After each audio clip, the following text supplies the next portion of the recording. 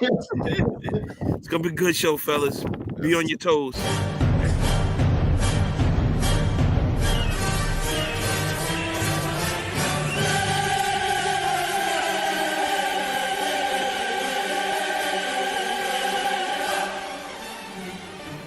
The star. Yeah, y'all already know. Seven the pan. That dude Biz on the beat. Yeah. We live in entertainment. Sound change. Crown the kings, homie. This is where it get ill. About to have the tip off live as a tip drill. From the court to the diamond, to the track, to the big skin, flying around the field, starting five forever, keeping it real. If it matters in the world of sports, jeans and long sleeves, they taking no shorts. Hot to death, oh yes, these other sports podcasts live as a pro's corpse. Biz market wave, the starting five goes off. No matter who you cheer for, emotions out the window, they analyze it with clear thoughts. They take it way deeper than the boys ever. No longer got any use for the four letters. The latest news, score stats and the view from the sideline. Ain't no guideline, it's just the truth. Yeah, no need to dig for a pardon line. It's always in season and people starting five. We going in on three, run the baseline, starting five. We got what you need. If the sports news you see, we don't waste time. We talking cause we live it. We got what you need. We going in on three, run the baseline, starting five. We got what you need. And y'all know me, seven sign, I'm the illest cat spit. I got what you need.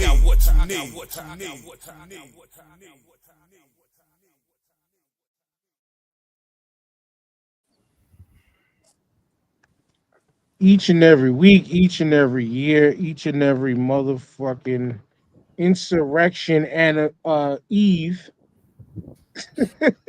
Damn. Yeah, that's crazy to say that we're on insurrection eve. Oh, tomorrow's the 6th?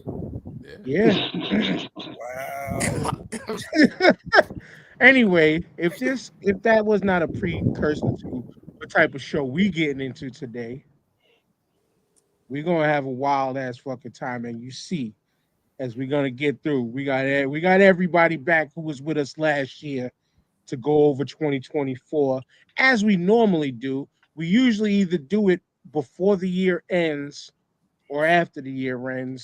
This year we decided to take the 2-week holiday break. Y'all know many of reasons why, but I got actually no, because only TJ and TJ and Tyrone are the two older than me. But what up, y'all? Y'all know who I am already. Why is that necessary, It's dog? the Don't Let 2025 Get You Punched in the Face. And as always, hit that hook shrub box next to TJ's head. 20% off your order using the code STAR5. Tyrone, what up? We're just gonna go down the line. What up? This is here. New Year, same me. That's right. You see it down there. I'm not changing shit. I don't got no resolutions. I ain't doing nothing different. Okay. I was the shit talking champion 2024. I want to remain that. You understand what I'm saying? So I'm here for all the shit. And that's fact. It's the only thing that's gonna happen is updating any on y'all because y'all took me down too many times this year. So this year, just know that I'm amping up. Even if that sounds crazy as it does. But I'm not gonna keep taking no L's over here. TJ, what's up? I mean, there's an L on your shirt already, dogs. I mean, just commit now. You know what I'm saying? The bullshit talking champ of the year is what you should be claiming. You know what I'm saying? But Happy New Year, y'all. I'm here. I'm just glad it's slightly warm enough for me to be outside smoking a cigar today. Pre-show I already let these dudes know where I was at mentally, so y'all figure it out as the show goes along. Probably progressively gets worse as the gummy kicks in. So love y'all. And we're gonna have a good time. Mr. Bird. Yes, I'm here. It's been a while, but I'm back. DJ Mr. Bird, one half of the Codex Prime podcast, and representing Massachusetts Elite DJs. Your 2024. Y'all can see that. The 2024 Transitions Battle Champion. Oh, congratulations, sir. Thank you. Just not to cut your intro, but just know everybody but TJ and myself is probably gonna break out a belt today. shit. But good, what up, Carl? Go ahead. But no, that's it, man. Just looking forward to what 2025 has in store. 2024 was a roller coaster of a year, and let's see if I can step it up in 2025. Hi, Brian. Hello, everybody. And of course, from the 1/3 of the UWO podcast, shout out to my boys Kyle and Eddie. Today is a very sad day for me, but really quick, happy 2025, everybody. We all made it here safe. It's time for the fun to begin. The new season of You Know Who's about to begin, and it should be a fun time. My boy from VA, the German bomber. Keep it going. He's on mute though. There you go. It's DJ World Premiere, my bold wonder, young scoliosis, smothered pork chops on a bed of white rice with heavy pepper. Your fave pod could never. It's the German bomber, the pod father, eliminated from the playoffs, zaddy. But we showed up, we showed out with the big boy. We got the big boy today. Look, I'm the best potter in my house. Nobody in my house is better than me. Right? Nobody in my house pod better than me. I pod niggas to sleep. If you got sleep apnea, Facts. turn the machine on. I got you. I listened to both of those episodes, by the way. Yo, he sound like the mustard battle. With shout out to Butter in the Box. Yo, that line, it reminded me of Little Brother. You don't recognize me? I'm only the best rap star in your apartment complex. Like, that's what it And the saltiest of truths. Hey everybody, this is Corey Salted True Floyd from AMERIME Media. Happy New Year to you and yours, but we got to talk about the bullshit of 2024. Oh man. Yeah, man, but we got some shit to get into, but 2025. You know what? To be honest, right now, fuck what the world's got going on. We turned 10 years old in this March. Nice. Let's We go. turned 10 years old this March. And I'm going to get back to Mr. Bird in a second because I was talking to him about some shit. But all I'm saying is just be prepared that all I know for 2025, because I'm gonna we'll talk about each 2024 like real briefly in a second, but 2025 this year is going to be the year of the 5 for real. The year to start 5. We're gonna make sure a lot of shit happens. Like Brian, you was on, I think, one of the episode when we were talking about doing like a punt, pass, and kick type of competition. Yes. I think we're gonna pull that off. I was gonna say, get everybody together in real life and actually get out there and do some shit. Oh shit, all of us? I remember that. I think we're gonna have some fun activity with that and make that an event. Okay. We're gonna, I think, because I'm. It's just a matter of finding the field with a field goal post, and some basketball hoops near, and then it's a go. Which, to be honest with you, y'all could come right to Staten Island and we could go to the park right that's not that far from me, and they got everything, and we could have the whole competition. Wait a minute, y'all who? We'll get cameras and everything. Damn, I gotta get We'll shape. But man, listen, shape. We all got some kind of shape. But anyway, we just have a lot of things in store for y'all this year. I just came back from church, so we got a lot of things to celebrate the 10 years of the Star 5 podcast. Be sure we're finally going to do a live show at the brewery this year. Like, no ifs, ands, or buts about it. All we have to do is just say, yo, Mike, Herb, yo, we're going to do this day. That's it. You know what I'm saying? Like, what's up? Can I point out that the bullshit is starting already? The bullshit is starting already because I know what that kick, punt, pass thing is about. You see what I'm saying? Because I remember that episode 2, and y'all was getting on me for talking shit about the kickers. And now, and y'all want to try to make me kick a 40-yard field goal. You ain't making no 40 no, yards of shit, bro. It's not just you. No, we're going to make this a fun competition for maybe a little prize or something. Can't kick you know 40 yards, Ty. Stop No it, dog. shit, I can't. But y'all put that on because listen. You make 40-yard field goals at all times. Listen. Yes, you inspired the event. Like, yes, you inspired the shit. So we gonna make this is 10th anniversary fun that we gonna have. That's just a little drop of what we're giving. Right. But I will say to Mr. Bird, I talked to him because you know how my ideas trigger me, like the one I mentioned yesterday, TJ and Tyrone. We're not gonna leak that just yet. But it's Codex's 10-year anniversary this year also. Ooh, nice. Right, Congrats, fam. Great. 10 years of Codex Prime. And so I said, we both turned 10. There's only one person that we got to get on board with all of this, which is his partner. But we're going to make sure that we celebrate with them at some point within the year also. It's a party all year. Nice. But that's what we're trying to make this 10-year anniversary out of. But other than that, 2024 was, for me, it was a year. I accomplished my goal of falling back, seeing if anybody else is going to set up events, things like that. I knew what was going to happen, and much didn't happen. I didn't get calls for a lot to come out to a lot of places, other than shouts out to my family, Ian and Iz, them getting married early this year, last year in Destin, Florida. And then shouts out to my brother Jason, took a trip to Minnesota. Again, second trip to Minnesota. Who says they went to Minnesota more than once? I don't know. But for another wedding. It's not black people. Yeah, it was black people. Yeah, it was black people. My boy's Trini.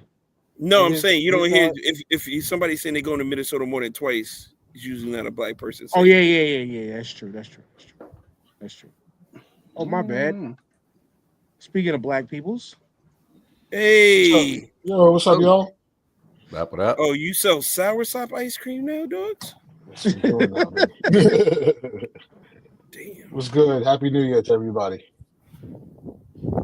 Good. But other than that, 2024, like I said, it was a year of I was watching to see if other people was going to do shit, whatever.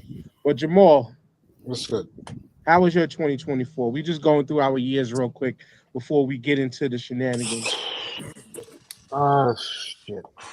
2024, Black in America, man. That's how 2024 was.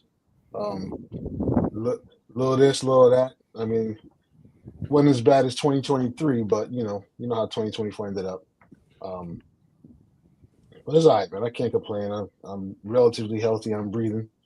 Got a roof over the head. And I'm enjoying basketball, so that's a win. But no, it's all good. It's all good. Prep myself for the fuckery of 2025 that's about to come down. So, but it's all good, man. Now, Corey, you got the Bane mask ready for 2025, right? But how was the 2024? Yes, it is. 2024 was it was interesting.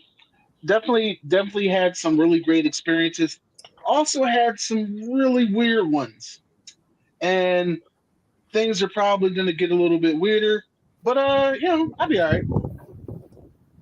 I don't know about everybody else though, but I'll be all right. DJ, I love the consistency this year with bringing the multiple pods on like a regular basis for 2024. But other than that, how was the rest of your year?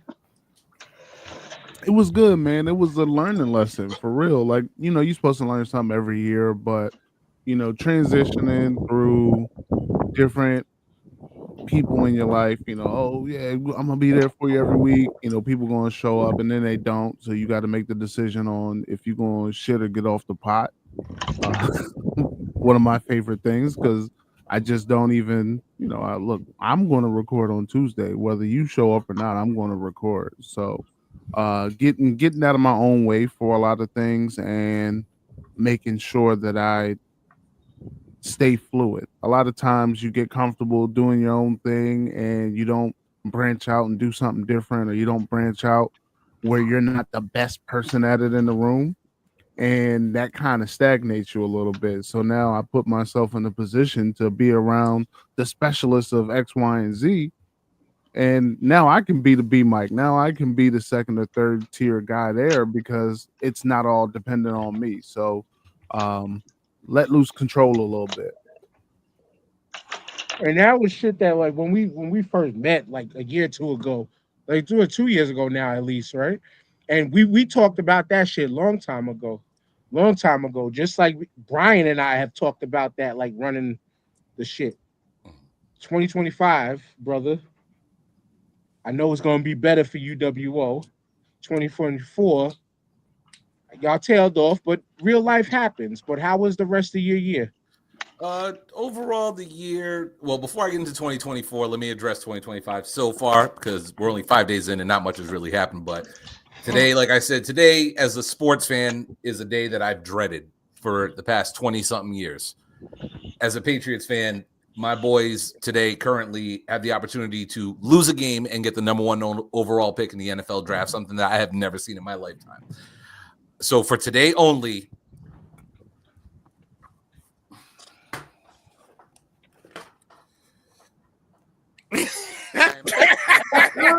Buffalo Bills fan. Stop. Y'all see the hat? Y'all see the hat? I'm pulling for the Bills. Please win this fucking game. Get this shit over and done with. Give us the number 1 overall pick. I don't want Travis. Trade the motherfucker. Fire everybody. Start anew. But yeah, to wrap up 2024 real quick. 2024, the rest of the year, personally, on my end, it was, just doing what I got to do. Get up, grind, go to work, make the money, make sure the family's good, tap in with everybody from time to time, see how everybody is, surprise somebody on their birthday. With the UWO, to address that, when we stopped, we were doing something really fun. We were drawing a lot of attention. We were actually getting a lot of views, a lot of crowd participation. We ended our year on a thirst bracket, not expecting that to be the last episode of the year, but real life does happen. And I can't speak for what's happening with Kyle. I cannot speak for what is happening with Eddie. But I will say this. The three of us are like 3 pit bulls behind a cage, looking at a piece of meat, waiting to start talking about professional wrestling. And not just professional wrestling, but the entire world. And the ideas that we have, we try to do something new every year. We totally did not even celebrate the fact that it was our 5-year anniversary this August. And shout out to you guys, both of y'all hitting 10 years. We just hit 5 years, and we couldn't even really talk about it because of all the personal stuff going on in life. But we are so ready for 2025 to begin and to get back in the podcasting world. And all the connections, all the brotherhood, the people that I listen to, and trust me, throughout that period we were not on, I was listening. Y'all know I'll jump in a chat, comment, whatever. But we are prepared to get back into this in 2025. That's what I can say about that. That for sure. I know when you were here and when you weren't. Mm-hmm. You know what I'm saying? I know when you were here and when you weren't. But Carl, I already went to you, right? I started with you, right? Yeah. Like keep going because you didn't really express your 2024 because you was fucking globetrotting in the 50 states. I ain't traveled much. I did go to Orlando for the Fleet DJ Music Conference, and that's where I won my my transition battle championship. But establishing a lot of connections. Having multiple guests on Codex and just DJing as many places where I can, and I'm hoping that can continue. Hoping that can just grow to like bigger and better things. But yeah, 2024 was actually overall a pretty good year. Nice. Tyrone. Damn. You're 24. I'll take it. But let's just say my 40th, I'm still trying. Still 2-3 months later, I'm still trying to put the pieces together on that one. Brian is living. Brian was there to witness a lot of that. So you're not comfortable? Nah, I was just pissed drunk. Why, bro? Oh, you got pissy drunk. I drunk a lot. I do not remember. That's not a bad thing, sir. That's not a bad thing. Wait till you get to the 50 club, brother. Like our brother who just showed up. You're 2024. You turned 50 Cent. Yeah, the big 50, man. It was pretty good. I mean, the year on a whole was good, man. I was blessed to turn 50. I was blessed to go home, for a couple of weeks, go to the motherland for a couple of weeks. Tell everybody where that is, man. Ghana, West Africa. So yeah, I was blessed to take some time there and reset. Yeah, man. Overall, it was pretty good. Not too many hang-ups as far as the year, man. I'd say it was pretty good. It was more ups and downs, man. That's all that matters. I thought Tyrone froze, but he finally moved. Because I was trying to throw it to him before to say your 2024 in a brief synopsis. My 2024 was sort of like a cleansing year for me because I was able to get some kids out of my fucking house and put them in their own place. They wanted to be grown in my shit. Now be grown over there. And I was able to cleanse myself for them. I was able to say, you ain't cute no more. Because when you got daughters, you got to get that food. You got to tell them, you ain't cute no more. You be cute to them names that's going to be taking care of you because daddy ain't it. You know what I'm saying? Like, I'm just happy to be able to get kids out of my house and not have to have them be on the street, not have to have them find their own apartments and struggle. I was able to put them in their own crib, set them up nice, and give them, make sure that they can pay their bills and their rent on their own, give them a little sense of responsibility. And, and just deal with the two kids that I got left in my house and deal with Brittany and get a little closer with her. I got a lot more time on my hands. And I decided that for 2025, I'm going to really put forth the effort to improve my show because although I am the star and I talk good shit, the show is shitty because I don't do the extra stuff. I don't do the editing. I don't do the, I don't got the right equipment and I don't got the intro video and all the extra hoopla. So this year, 2025, I'm going to work on some of that shit because if y'all been on for 10 years, I need to be on for 11. So I gotta get my shit together. So but 2024 was like Dan said, I was able this year to also wean out the people that ain't doing what the fuck they supposed to be doing.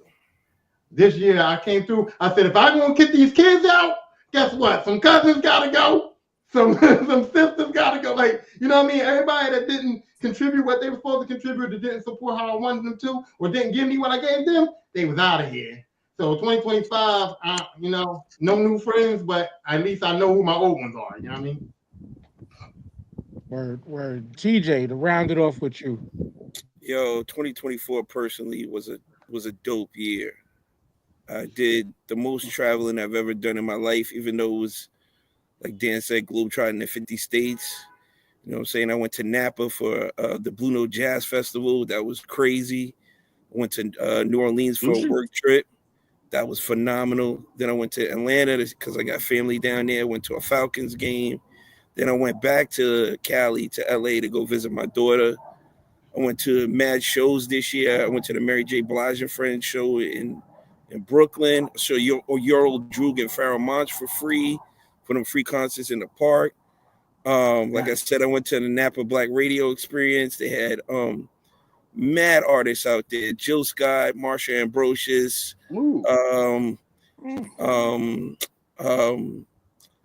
Earth, Wind, and Fire was there, and I'm missing like 3 other people, but the shit was phenomenal. Saw Common and Pete Rock. That live show was serious. I saw them at the Blue Note. Me and my brother were like less than 3 feet away from them, so the shit was dope. Saw a Czarface concert. I don't know nobody who's been to a Czarface concert, much less seen him in the street, together at the same time. So that was a big bucket list show I wanted to. And while I was out in LA, I was supposed to see Kay Trinata. I really wanted to go to that show with my daughter because we haven't been to a concert since I took her to see Katy Perry like 15 years ago or whatever it was. So yeah, man, I was blessed this year to be able to do all that stuff and be able to afford to do it and still have money in my bank account afterwards, like, and my credit cards are paid for, like I'm not doing no broke shit no more. You know what I'm saying? Because taking vacation broke is not a vacation, fellas. Let me tell you that right now. You might as well keep your ass, yeah. You might as well keep your ass home because you ain't participating in no activities.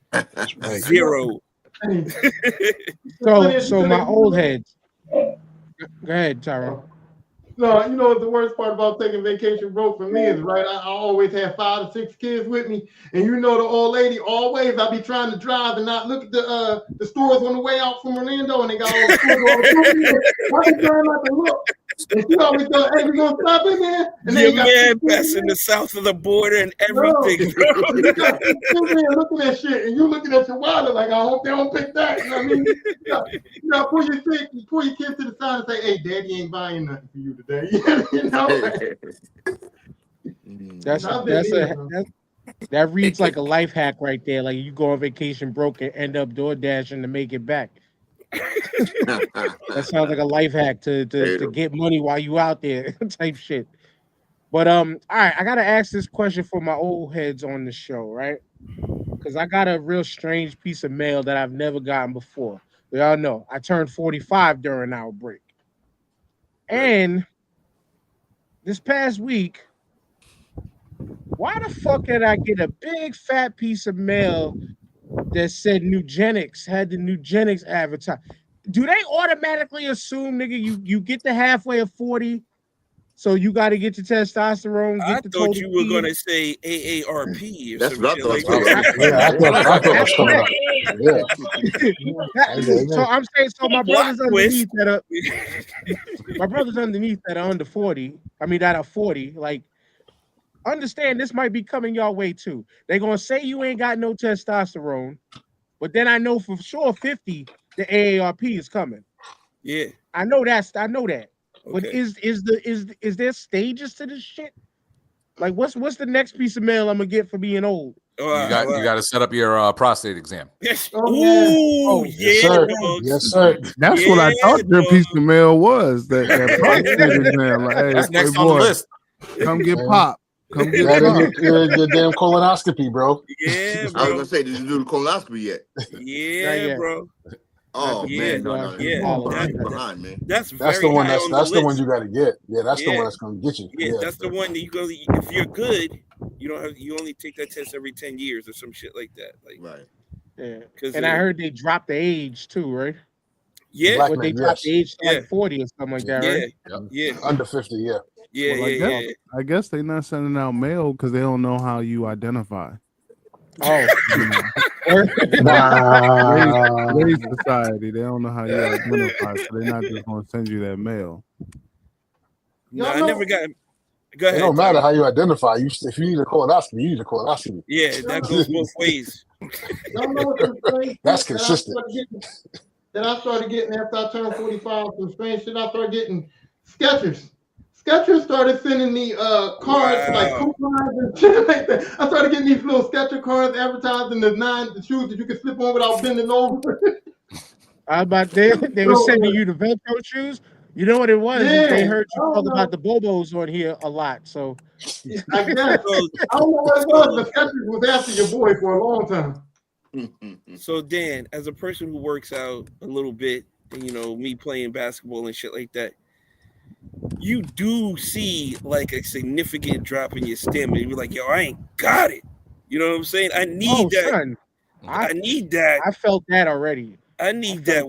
Where's that extra gear I got? Now that shit is burnt out to the ground.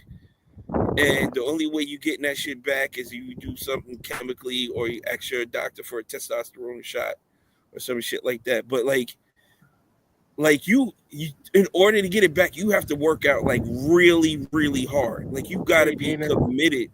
Like you really got to work hard to get your shit back. And you probably don't want to use Nugenics either. You probably want to do your research and then go to LabDorb and go and then Amazon, you know, to get the good shit. So don't believe Frank Thomas and Doug Flutie is what you're telling me. Yeah, they're Don't selling believe millions. it. They're selling millions of that Exactly what I'm telling shit. you. Yeah, I'll tell you my shit. I actually am on testosterone. Like I Okay. went to the doctor. My testosterone levels were dropping because I'm sitting there every day tired as hell. Like I'm not currently on it right now. I do cycle on and off.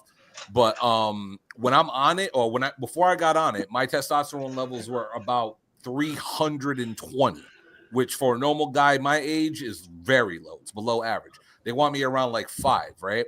They put me on testosterone. I was taking a certain dosage, and within a month, my testosterone levels were at 800. So I felt But like how I was did you 20, feel? I felt like I was 20 years old. Like I was Wow. moving and grooving, running up and down. Okay, Bird, okay. you've been to my Lisper, you've been to my crib too. Up and down these Dina steps in the like a comments, crackhead. can you certify this? Like I was moving and grooving, boy. And when I'm off of it, like I feel sluggish. I'll be like, damn, I'm tired. Like Is it a significant drop off though, or like do you still got some left over, like in the tank?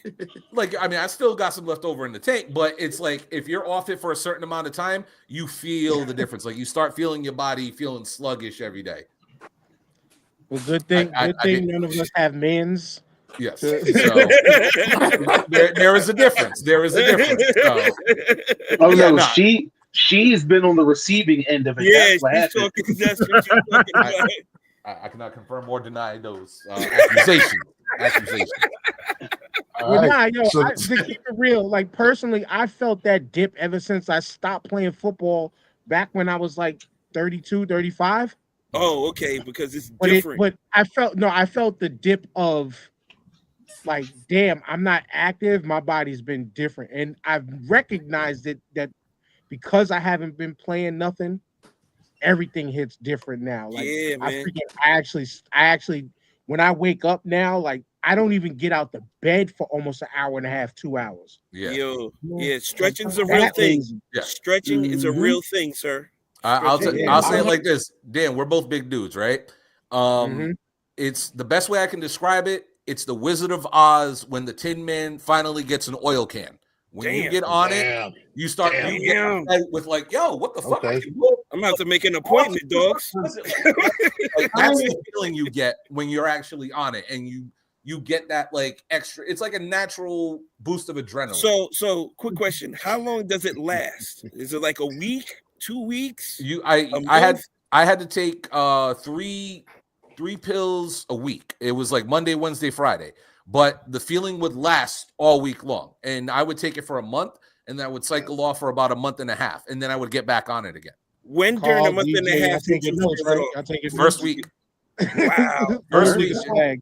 First week, you by Monday you'll start taking it. By Friday, you'll be like, holy shit, I feel pretty good. That's why I'm glad. What's up? That's why I'm glad that I made it to my position and I made it to at work where now I can tell these young kids, if I got to do it, you fired.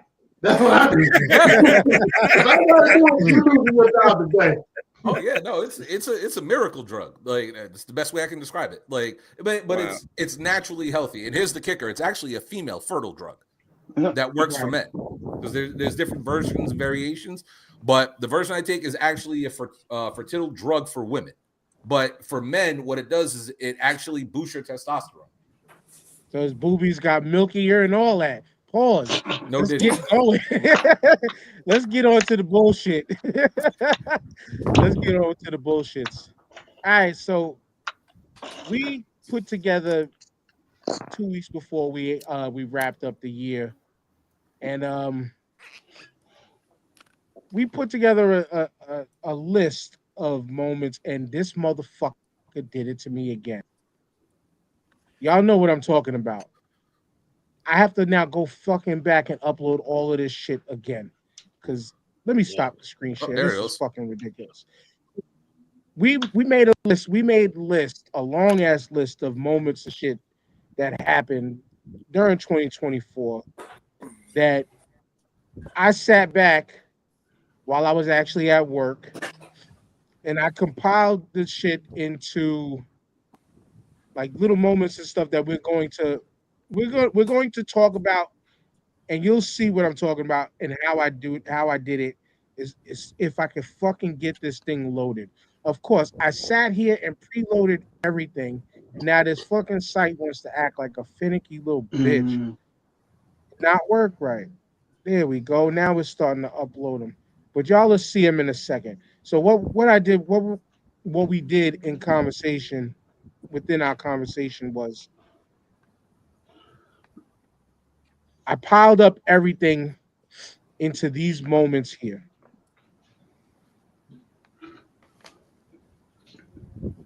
Share screen. And here we go. Finally, let's get some of these ads out of the way.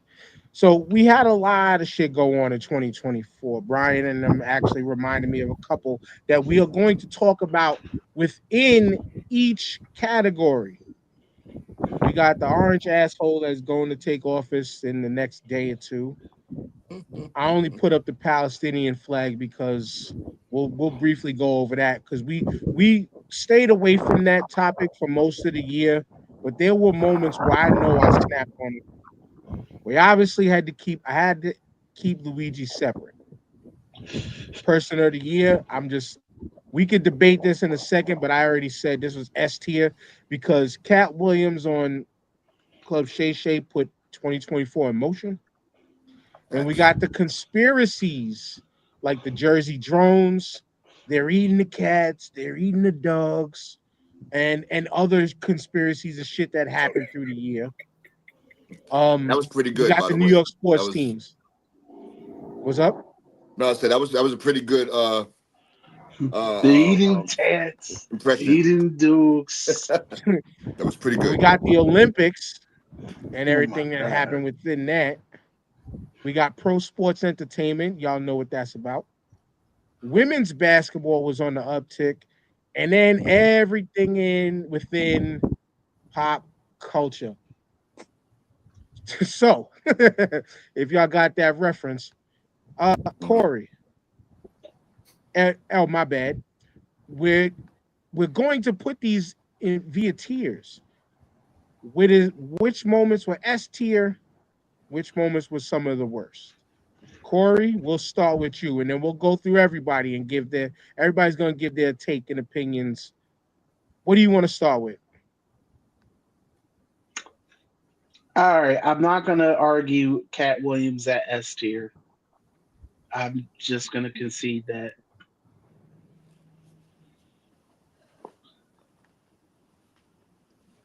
Okay. Anybody who want? We got to talk about the moment. So, DJ, It how was you feel about that? I think it was the perfect setup for Shannon. I mean, it started the year, but it also brought so much traction. What did he get? Like 30 mil hits in the first 7 days. So the only downfall to this is that everybody is expecting Cat Williams from every guest that Shannon brings on after.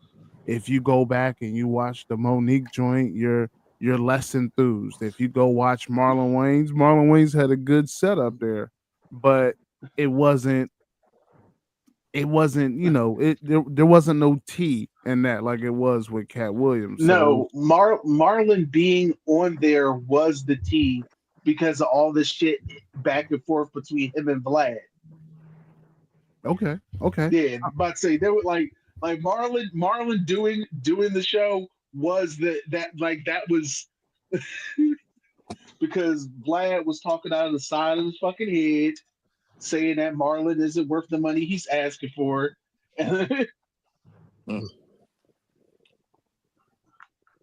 Because but Vlad think he could talk to anybody the way he I'm about to feel say until Vlad is someone a clap bozo back. though.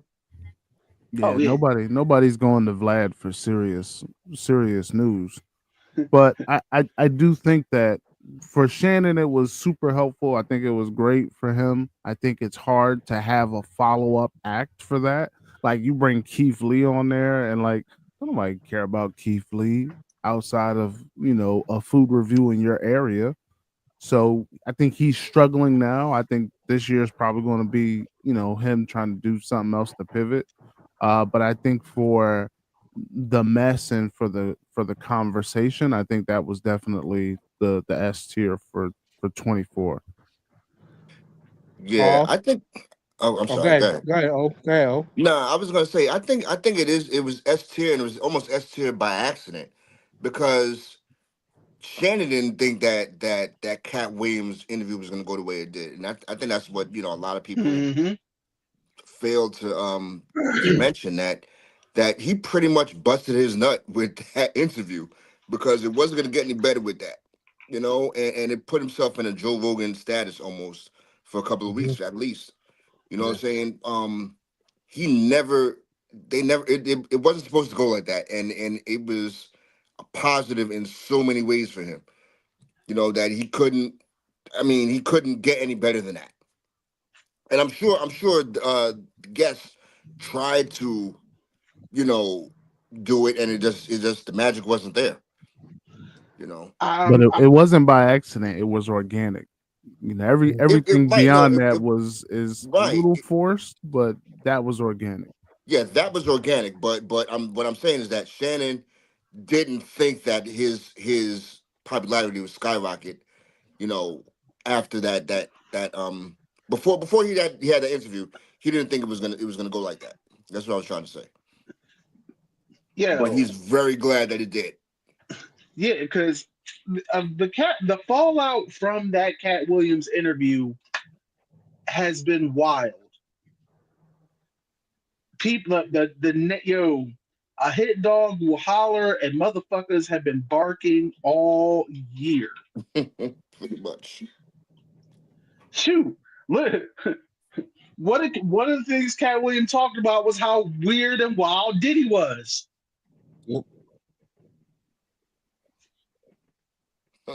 It was almost like the fence was like shh, quiet. Yeah. Don't put it all out. That joint with Cat Williams, Shannon owes him half his earnings for this year. Because that not only put him on the map, that enabled Shannon to now get any guest he wants going forward. Well, everybody's looking after that Cat Williams interview, everybody was trying to get on Shannon's show. You saying Cat did more for Shannon than Skip? Hey,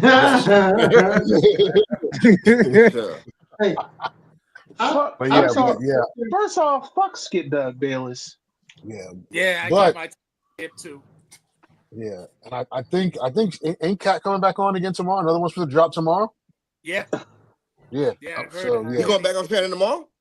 Tomorrow he already recorded it. So Cat coming for round 2.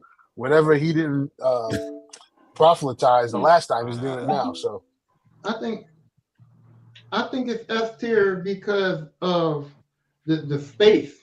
Cat Williams been saying stuff for years and years and years about all that shit, right? And we just, Cat Williams is a drug addict, Cat Williams is this, Cat Williams is that. It was always just pushed to the side. It was always on TMZ or some shit where he looks crazy and he's just saying some shit, right? But when he went on Shannon's show and Shannon gave him the platform to really say whatever the fuck he wanted to say, and all them people got to see it, and all them people got to see that this man was cohesive in things that he was saying, even though some of it was crazy, but it was still, he worked it in, and he was able to have an open platform. And what that led to. I'm glad you said the crazy part too, because some of that shit was just wild. Yeah, some of it was wild. You know what I'm saying? We gotta admit that some of that shit was wild. But I'm just saying, I read 3,000 books when I was a kid. 3,000 books. And that opened up for like somebody like Marlon Wayans to be able to say, "Hey, I want to talk this shit about Glad. I can say it on Shannon's show." So it did bring in a lot of people. They didn't have the same impact, but it gave us, it gave black people like sort of a safe space to say we can go on Shannon, and Shannon's going to let us say what we got to say. Even Amanda Diva came on here and she says a lot of shit. Shannon, even though he tried to he did disrespect her a little bit, but he did give her a platform and he did let her say what she wanted to say, where a lot of people wouldn't bring her on there. Yeah, she went up there and told a whole bunch of fucking lies, but okay. Then, but she had the platform to do it, where she never was able to have a platform where she can go on the show and freely talk, and freely give her side of whatever story she wants to tell. Shannon Sharp showed why she don't need to be on platforms. And what I really appreciated was like Keke Palmer, because when I watched Keke Palmer on Shannon's show, I never seen her herself. I've always seen her in the cookie cutter interviews, where she got to smile and she got to say what the studios wanted to say. And she was able to open up and she was able to show way more personality than I knew that girl had more personality than we were seeing. And on Shannon's show, she was able to show way more personality. And all that stems from Cat Williams' show, not to mention he had a significant part in the No Diddy era of 2024. And I appreciate that as well. All right. So everybody kind of got most part. So we're going to pass around some of the takes on some of these topics, but Carl and Brian, y'all agree S tier? I mean, it's already majority S, but yeah, absolutely. Like you mentioned earlier, it kicked off 2024 and showed everybody what to expect. Honestly, he was pretty much prophetic with his interview, and then next thing you know, he said 2024 people are going to be exposed and. Yeah, no, I agree with pretty much everything you guys have said. He's definitely yes tier. It was the jump off of 2024. He predicted one of the biggest news stories that a lot of us may have heard about, may have known about, but was not expecting to see a downfall the way we saw a downfall this year. And not only that, he was talking about industry plants. And now in a lot of different forms of entertainment, we are starting to see people mysteriously just magically appear and become famous out of nowhere. And, we're all kind of looking at certain people and we're like, why are you so famous? Or why are you as big as you are? Or who is making this person famous? And all these random new stars are coming out of nowhere. And Kat kind of, like you guys said, foreshadowed and predicted this type of stuff. So yeah, definitely S tier. All right, Carl, I'll start with you. What's the next topic we should roll to? Oh, okay. I feel like the election's gonna be a long-winded one, but honestly, if I have to go S tier, no. We're not gonna just pick S tier because we got to fill in everything. But I said, what's the next topic we're gonna touch, and then we'll go with the tier ranking after. Oh, this is a hard one, but you know what? I'm just gonna go ahead and do it. Drake versus Kendrick. So pop culture events. So we had a lot of go ahead, but we had a lot of moments within. We did. If I gotta go with Drake versus Kendrick, that's gotta be S tier because Not Like Us still knocks in the club. Not even before you got to Not Like Us, it was the unexpected response from Kendrick from the song First Person Shooter, because it's a fuck the big three, it's just big me. We just like, damn, what the hell? Yeah, like what's wrong? Like what's his fuck is his problem? Then Drake said something. Then J. Cole said something. Then J. Cole read the room and was like, I don't think this is about me. I'm going to step out. Nah, come on now. When we bring that up, y'all know how J. Cole just didn't want the fucking smoke. Right. And then when we see what Kendrick did, you could tell why that nigga didn't want the smoke. So why did you drop the song? You shouldn't have entered into the door and said, all right, I'm in this. And then 24 hours later, I apologize. I think why did you do that? Why did you do that? That's what happens when you react on impulse. Just to kind of defend himself. That was an impulse. Yes. Yeah. I'm sorry. When it comes to this battle, for me, it's cool because I've openly admitted I've stepped away from the rap game for years now. I don't listen to most of the modern day stuff. I listen to my old school shit. But this battle truly intrigued me and got me all in. Like, I enjoy reactor videos. So when I'm hearing these young kids reacting to these bars and actually listening to the bars with them, it's like, oh, okay, some of this shit's actually pretty good. But to see a good old hip hop battle take center stage in the world of music again was good. You know what I'm saying? Like, for me, it was like it brought me back to Jay-Z and Nas. It brought me back to like that when that era started for me in high school. It was like, yo, everybody's talking about it. But you can go further back. You know what I'm saying? You can go Ice Cube, NWA. You can go KRS-One and MC yeah, MC Shan, yes. You know what I'm saying? Like you can go back to that where it's like, yo, everybody.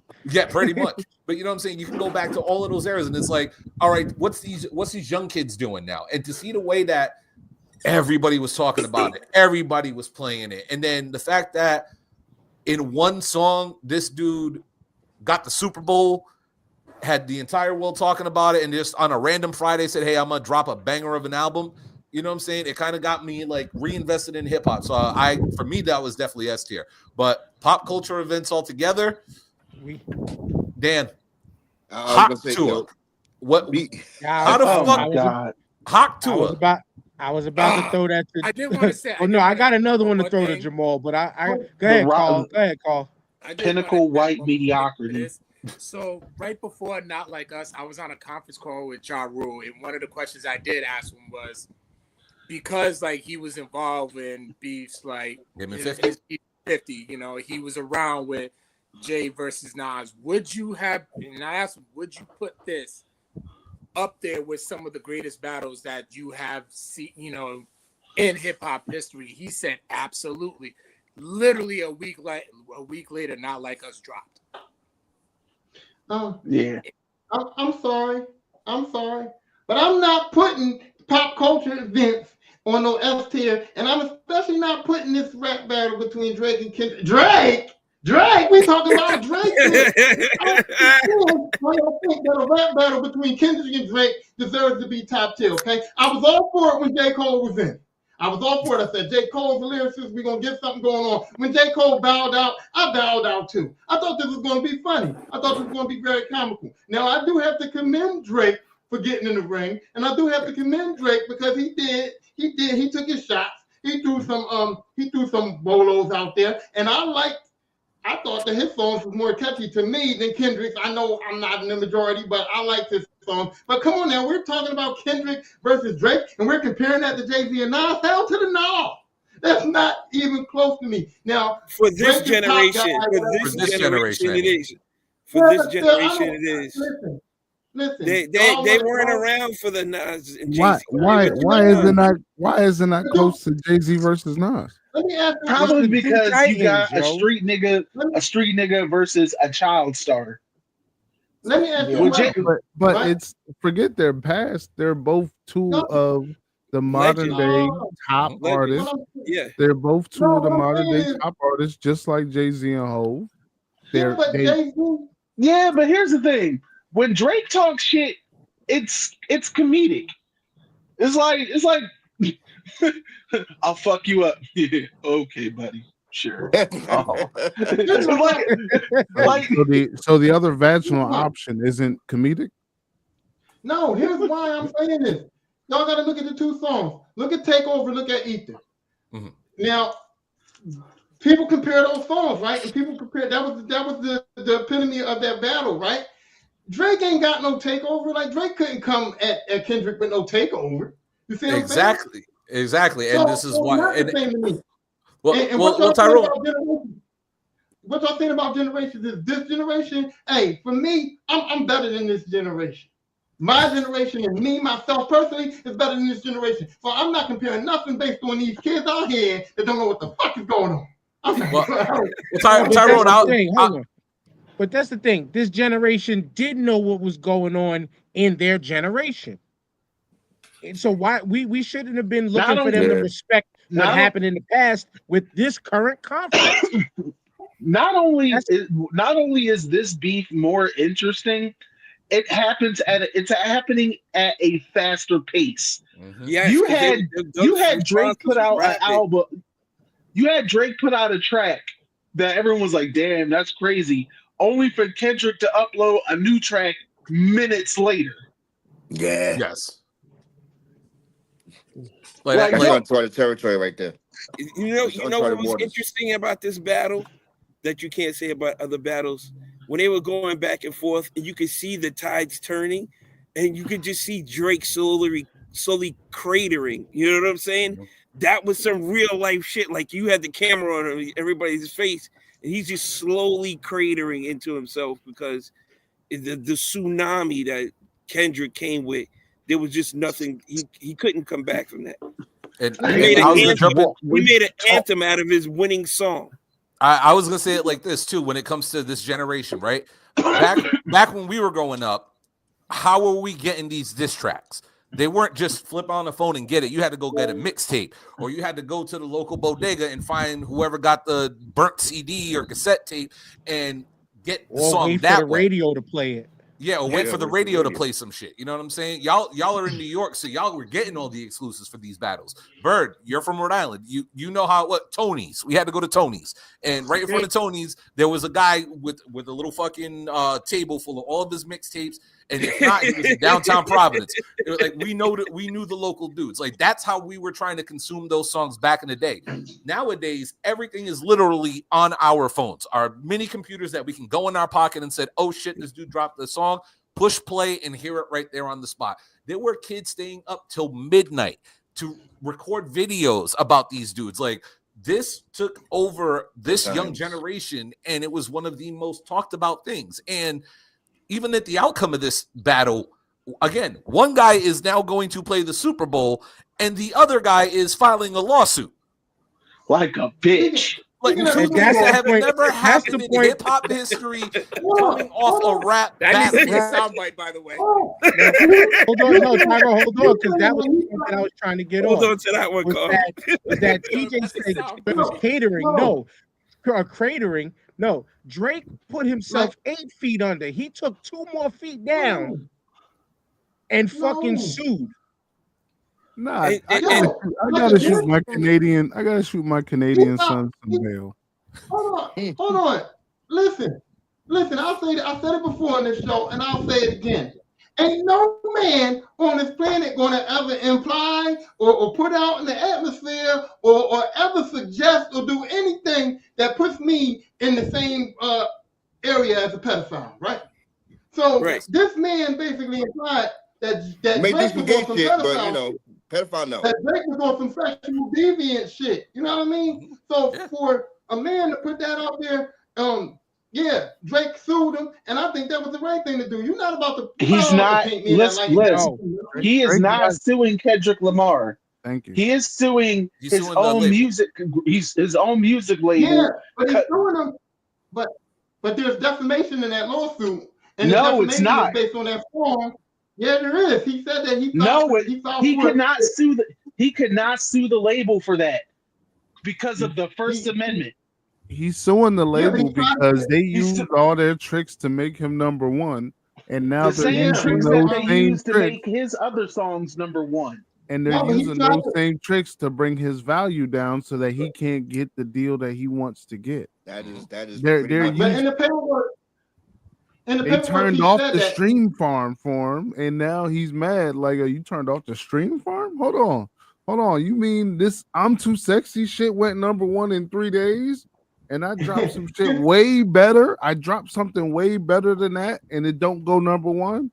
Y'all not doing y'all tricks no more because y'all know I'm due for a new deal. But he tried to put he in the paperwork that I read, it had some defamatory things in there about him being painted as a pedophile. And I'm saying that if you paint me in that light and I'm in hip hop, Kendrick can do the very same then.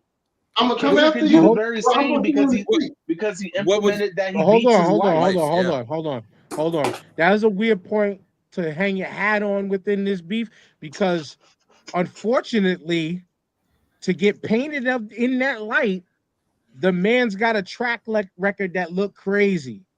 Mm-hmm. Texting 13-year-olds, kissing underage girls on stage. You know what I'm saying? Like. The track record makes him look crazy to where Certified Lover Boy, Certified P, it's just a bar. It's just a bar in the song. But when you look at real life, you know what I'm saying? Like, when you very look at real life, Peter Pan. A lot of Peter Pan activity. I can't let you say that about me and not do nothing. Well, we gonna be in the streets or we gonna be in the courtroom. But see, Lisper, this is my other thing, right? It's supposed to be hip hop, and when we're talking about the battle aspect of it, right? Just pretend like a bunch of us are playing in the yard, right? We've seen Jay-Z and Nas slapbox over here, and after the fight was over, they went their separate ways. You seen, like we said, KRS and Champ going at it, right? They're done. LL Cool J and Cannabis, they're done. Eminem versus damn near everybody. They got up and walked away. All right, they all slap boxing. Now it's Drake and Kendrick's turn. Kendrick beat Drake's ass, and now Drake is going to go tell his mama. He's the only one going to tell his mama. That's what he did. It's one of the best downfalls out of a battle rap. Also, on top of that, Brian, when the battle started and like halfway through it, the people that he brought their careers up, made them popular by bringing them on tour, they were against him too. Yeah, that's the part. This was a downfall. That's the part that makes. That's the part that makes this different than Nas and Jay-Z. Up until that point, your peoples had your back, but these were his peoples that he made famous. You know what I'm saying? He made an entire verse exposing every single one of your friends, telling you lied. This motherfucker said you were cool, but you're not. And then he flat out called him out. You ain't a colleague, you're a colonizer. You don't have a sound like I got a sound. Not like us. The other reason why it's working so good, it's Kendrick saying, I'm West Coast. What can you do? You don't have a sound because you've been using everybody else's shit. That's another. Because he puts out music. Because he puts out music at a higher clip. Kendrick got what? 4 albums? Yeah. Drake got what? 10? Of course, I got to start experimenting. I got to go take some ecstasy, some Molly. I got to go down to Miami and make one of these fucking honestly never mind albums. Hey, yo, Rick Ross, let me get hot with you. Hey, 2 Chainz, let's do a song together. Migos, you want me to dress up and dance for y'all and walk it like I talk it? Like, my biggest beef with this joint for me because he's a fan of Little Brother. My biggest issue with this whole joint is that they're changing the rules of rap battles. When Dr. Dre and Ice Cube came out and said that Jerry Heller was fucking Eazy-E, Eazy-E didn't come out and say it's not right to call me a homosexual male. Like Eazy-E took it on the chin and went and got MC Ren and they fucking dropped tracks. But now Kendrick says son is a PDF file, and everybody's like, oh, you can't say that because you don't have any proof. Pretty much you're saying that scene is straight out of Compton. Jerry Heller was bitching, talking about something. I'm gonna get my lawyer friends. That's what Drake is doing. Literally. No. Listen, I mean, no, he got the wrong people advising him, bro. That pedo shit though. Nobody wants that shit hanging over their head, especially if they're not a pedo. That's a stain you can't get off, even if it's not true. That's not equivalent to another man having sex with you when it's not true. Nah, not when it's kids. Kids, But when you got a weird track record with underage girls in the public eye, it's like that doesn't help. That doesn't help. It's source material. It's source material, Kendrick.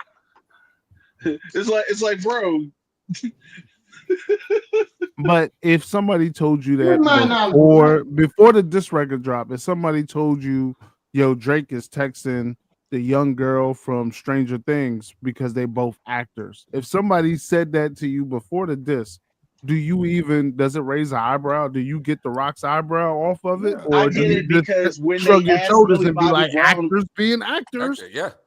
I raised an eyebrow because when Millie Bobby Brown was asked about it, she says she texts him about boys.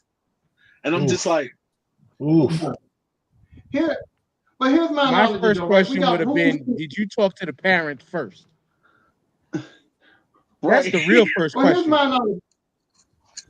Here's my analogy, right? We got rules to shit, right? Like when I was a kid, we was in school, we played this game, played the dozens, busting on each other, whatever y'all want to call it, right? And we bust on each other.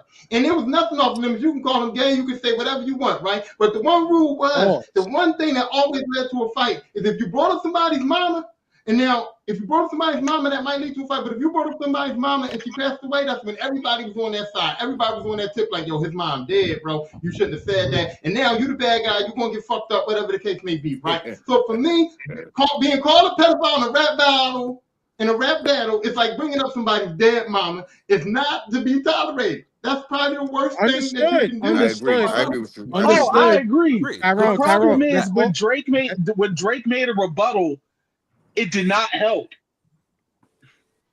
Like, but forget that, Corey. Forget that for a second, Corey. That's cool, and you're right. We could equate that to the dead mama part, right?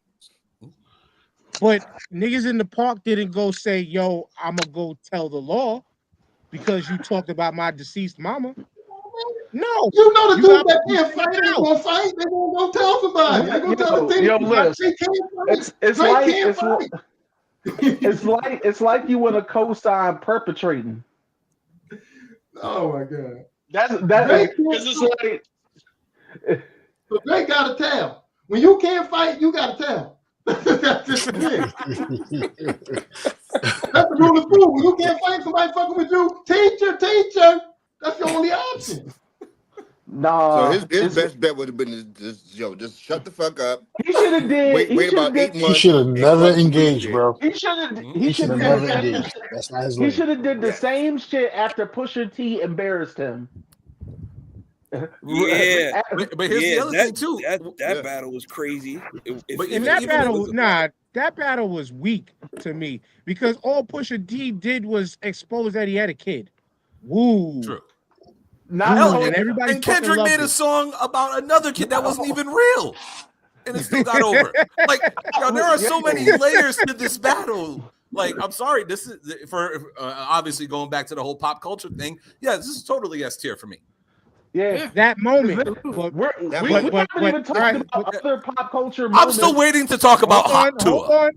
Yeah, that's why I was trying to get back to TJ was the Hot Tour part. All right, let's get to Hot Tour, sir. Yo,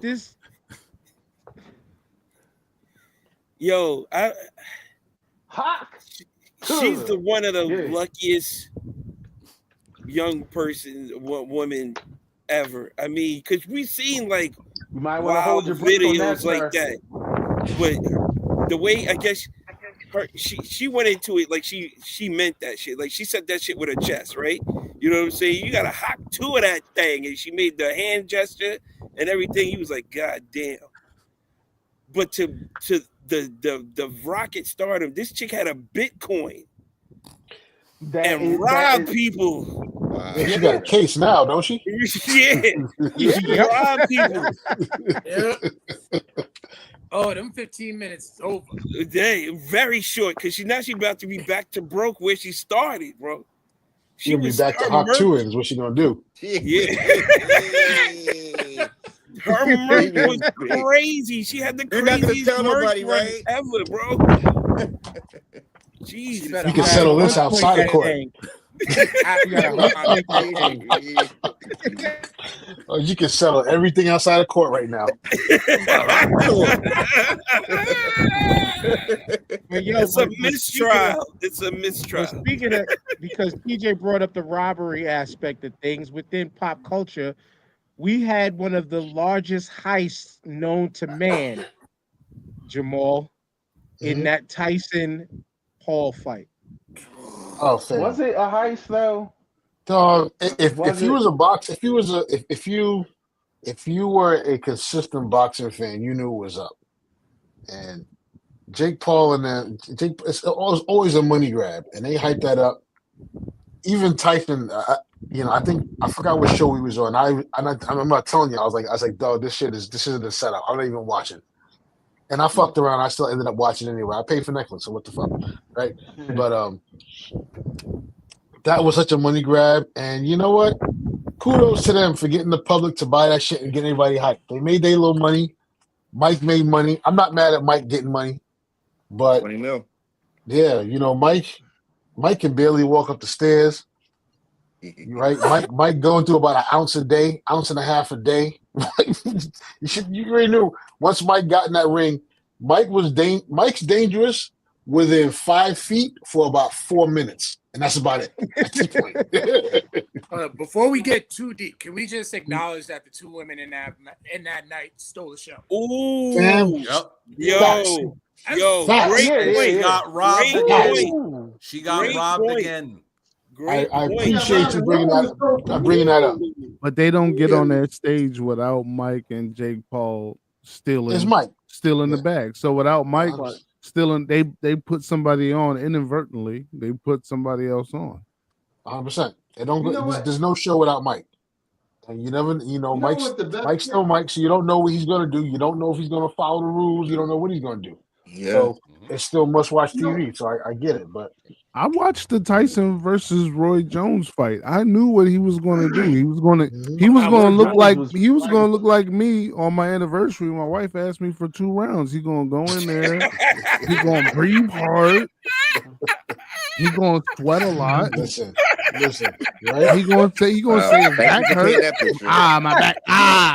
Yo, my it's back like hurt. 2 Look. wild bears. Commentary. My That brother, Wild bears fighting in the forest. But You yo, gotta sell the Roy lie. got You fucked gotta up in sell that the fight, lie. though. fighting again. Roy got fucked You up know in that what's fight, good so we about can't this? say that. Roy Ribs still ain't And you right. know what was good Roy though? Rib still ain't right, exactly. Mike. Yeah, Roy still got to breathe with Mike one did- hand like this. Roy got more CTE than Gronkowski. Mike did the best promotion. Tell you the Mike did truth. the best promotion for the fight. You know what I'm saying? Mike did the best promotion for the fight. Mayor. Because Side note. Mike Wait, oh, go ahead. go ahead. Hold on, let Tyrone. Tyrone's been trying Go to get ahead, his point off. Go ahead.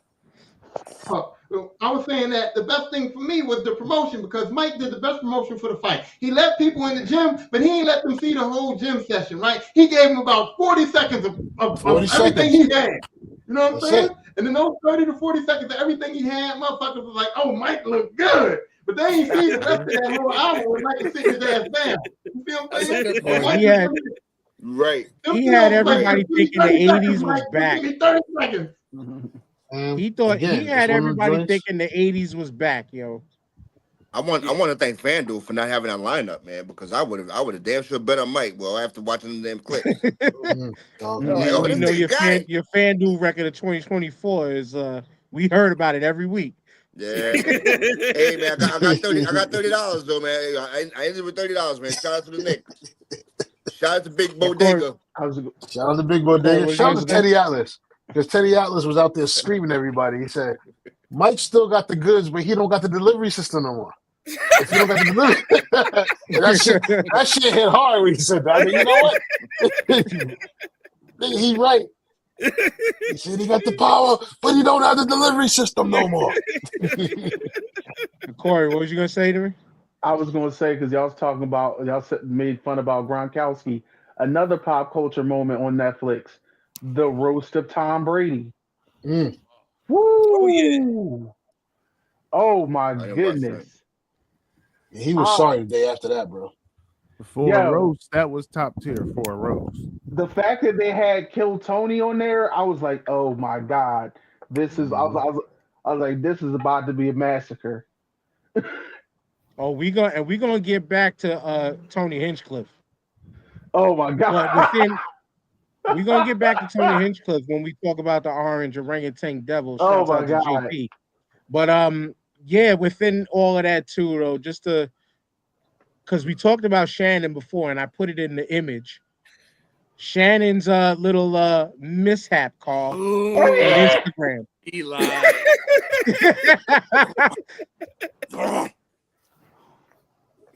Come on now. Sorry. He was You that was see DJ in the fourth quarter. You see, Ocho, sometimes I forget my phone, and it was on the live. Instagram asks you, like, you sure you want to go live? Yeah. Right? No, bro. That's old people in technology. Trust me, I work in IT, and I got to deal with old people working with computers every day. I feel like I'm running a hospice because the shit is ridiculous in there, bro. It's crazy. Technology and old people do not mix. These people should retire. You know, Outlook is just too much for you. Just stop. I think he did it just to recreate the Cat Williams moment and to beat the gay rumors. I don't think it was real. I think he just set the phone up. He had a young lady in there who was a voice actor, and he just he just started growling. Wow. Come on, Michelle. Come on, Michelle. I mean, come on. Listen, yo, this is A voice actor. He's You know what kind of nigga I was before you came here. I swore I heard Shorty voice on Ice Age when I was watching it with the kids. Like I seen Shorty, I heard Shorty in the cartoon somewhere. Sound like Uzama, right? So it was. It might be Shorty that did Frieza. Wow. She called him a monkey in the uncut edition. In the Zack Snyder cut, she called him a monkey. In the Zack Snyder Negro, please. Listen, bow your head. If we give Shannon a shout out, right? Then I have a shout out got to go to Mike Epps, because if it wasn't for Mike Epps, that whole thing would not have happened anyways. Because Mike Epps was the one that called him out in the first damn place. Oh yeah. Didn't they meet up and squash it like a couple days later? Yeah. I forgot about that shit. Yeah, because to be honest, Shannon Sharp, big country ass, is gonna go whoop Mike Epps' ass. He's broke 2.5. Man, Shannon Sharp makes me think of Big for Nothing, man. I think that man smoked for no reason. I think he probably on his head. He gives me that Big for Nothing vibe. Like you just big and slow. I'm sorry, did you not watch him play for the Broncos? Man, but that's what playing football. No. Fuck that. Let's you not can be tough disrespect playing the football man. and can't fight in these streets, man. Let's not disrespect the man. You can be tough playing football and not be able to put your hands up in these streets. Now, Skip, calm down, Skip.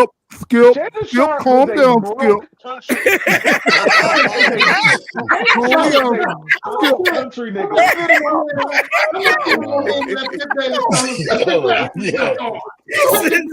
He said, calm down, Skip.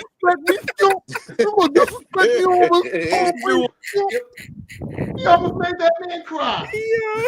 Shannon Sharp is a large black man riddled with muscles and a speech impediment. That nigga can fight. He can fight all his life. I don't doubt he fight. Hold on. Even if he can't, he can fight well enough to wreck Mike Epps. Curtis said he grew up eating possums and coons. That's why Mike Epps was saying, he's like, yo, I ain't gonna catch a fade. I'm gonna shoot you. Like if I see you, I'm gonna shoot you. He's a real country dude. His whole family is country. But I will say this. Shannon and Day, guess what? I'm going back to FanDuel. He also walks around with tight ass pants on, holding a puppy. Shannon Sharp went on national television. You gonna tell him to put it down?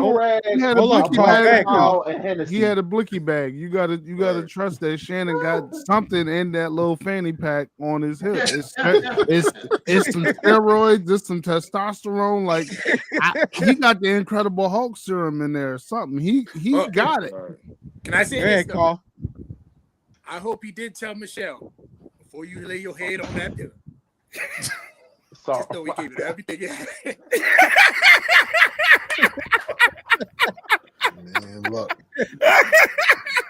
We got the ray gun and all this other shit.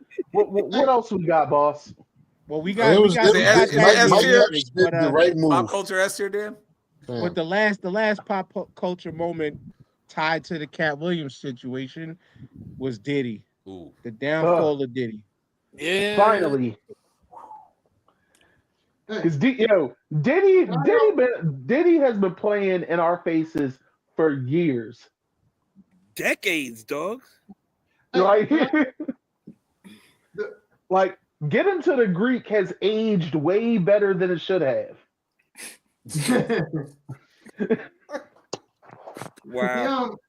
The craziest thing to me about the whole Diddy situation was that I'm sitting here when the Cassie shit came out. I got the paperwork there. I'm sitting there reading it, and she's like, he hit me in the hotel room. I tried to leave. He caught me at the elevator. He dragged me. He kicked me. Then he dragged me down the hallway. He threw a vase at me. And all of this stuff, I'm reading it, and I'm like, this is some crazy shit, right? And I'm sitting here going, she got to have elaborated some of it. You know what I mean? I'm sitting here going, this is extra. I'm not believing all of what I'm reading on this paper because that's insane, right? And then you watch the video and you see it, and it's like bar for bar. She was given play by play. You actually watch him pick up a vase and throw it at her. Like, Out You know this what? dude You know how is to. crazy, bro. You know how the saying goes. If they say that nigga did that shit, he did that shit. That's it. That's He did Katie. He that was That's shit. 50. he was Dog, and that beating. shit ain't even over too. That shit ain't even over But then, because the best is yet to come because they still didn't get to the court case. They hit this dude with a billion charges, which don't really mean shit. He's in jail for that video and for cornering the market on baby oil. Really, if you want to keep it a beat. But yeah, 1,000 bottles. wait till the How is trial. Son, baby oil looking these son, days? Costco came out and said we don't even sell baby oil. I think. Wow. like Doesn't one jar of baby oil ask for like cost like a you know year? it's bad when companies got to come out like, for the record, we don't do that shit. Like that reminds me of when Amber Heard said she used a certain type of makeup when Johnny Depp beat on her. The makeup company was like, that was not out when that happened. Yeah. All right, Just so at the where end- we ranking pop culture for S. A? I vote S. S? Yes. Yeah. It was way too much that went down. All right, I'll And put we it up. still talking It's not about on C. Shoot, we still haven't seen the end results of several moments. To be continued. Right. All right, Brian. It's an ongoing Yes, sir. story. Brian, it's on you. Pick the next one. Let's go to the Olympics because the 2024 Olympics was a very, very interesting thing. First off, shout out to Uncle Snoop. My man can promote and sell anything nowadays. That's right. This man went from Murder Was the Case to literally doing a cooking show with Martha Stewart. And now he is representing everybody in the Olympics. Like he was literally, there was a photo of Snoop Dogg wearing a Cape Verdean flag as an outfit. Like, yep. Come on, so like I have nothing but love for Snoop. Shout out to Flavor Flav. He is living his best life and hugging anybody who is within 3 feet of him. Like Flavor Flav is just having the time of his life. Does he know where he is half of the time? We don't know, but he is everywhere. Dude, he was the mascot of that Mayo Bowl the other day. He sponsored the water boat polo team, and he My bought man Red got a Lobster. check. You know what I'm saying? He's saving Red Lobster. As someone who doesn't eat seafood, I can care less, but I heard y'all like the cheddar biscuits. But overall, for the Olympics in 2024, we could talk about gold medals. We could talk about how great the United States did. We could talk about the countries who weren't able to represent their country. But no, there was one star of the 2024 Olympics. Oh my God. Such a star that it was a debuting new event to the Olympics. That is something that I know, especially to you, Dan, who is a true New Yorker, a hip-hop head, Mr. MF Doom, Mr. Underground, Mr. DJ, similar to Mr. Bird, a sport known as breakdancing. And out of Grand all opening, grand closing. for here today, on today. And out of all of the people who won, not one of us in this esteemed panel can name anybody who won a medal out of the breakdancing portion of the Olympics. Do you know why? Because they didn't get crazy legs. Because of a young woman out of Australia known as Ray Gun. That's all I gotta say. Y'all can continue. Dude, that was right. The United States dropped the ball on that, and they didn't really get like the best that they could have absolutely gotten. Period. They didn't. And what's fucked up about the whole ray gun situation? Again, that tarnished everything, right? But if you go back, like I did what most others did, right? And went to look for more ray gun shit. Right.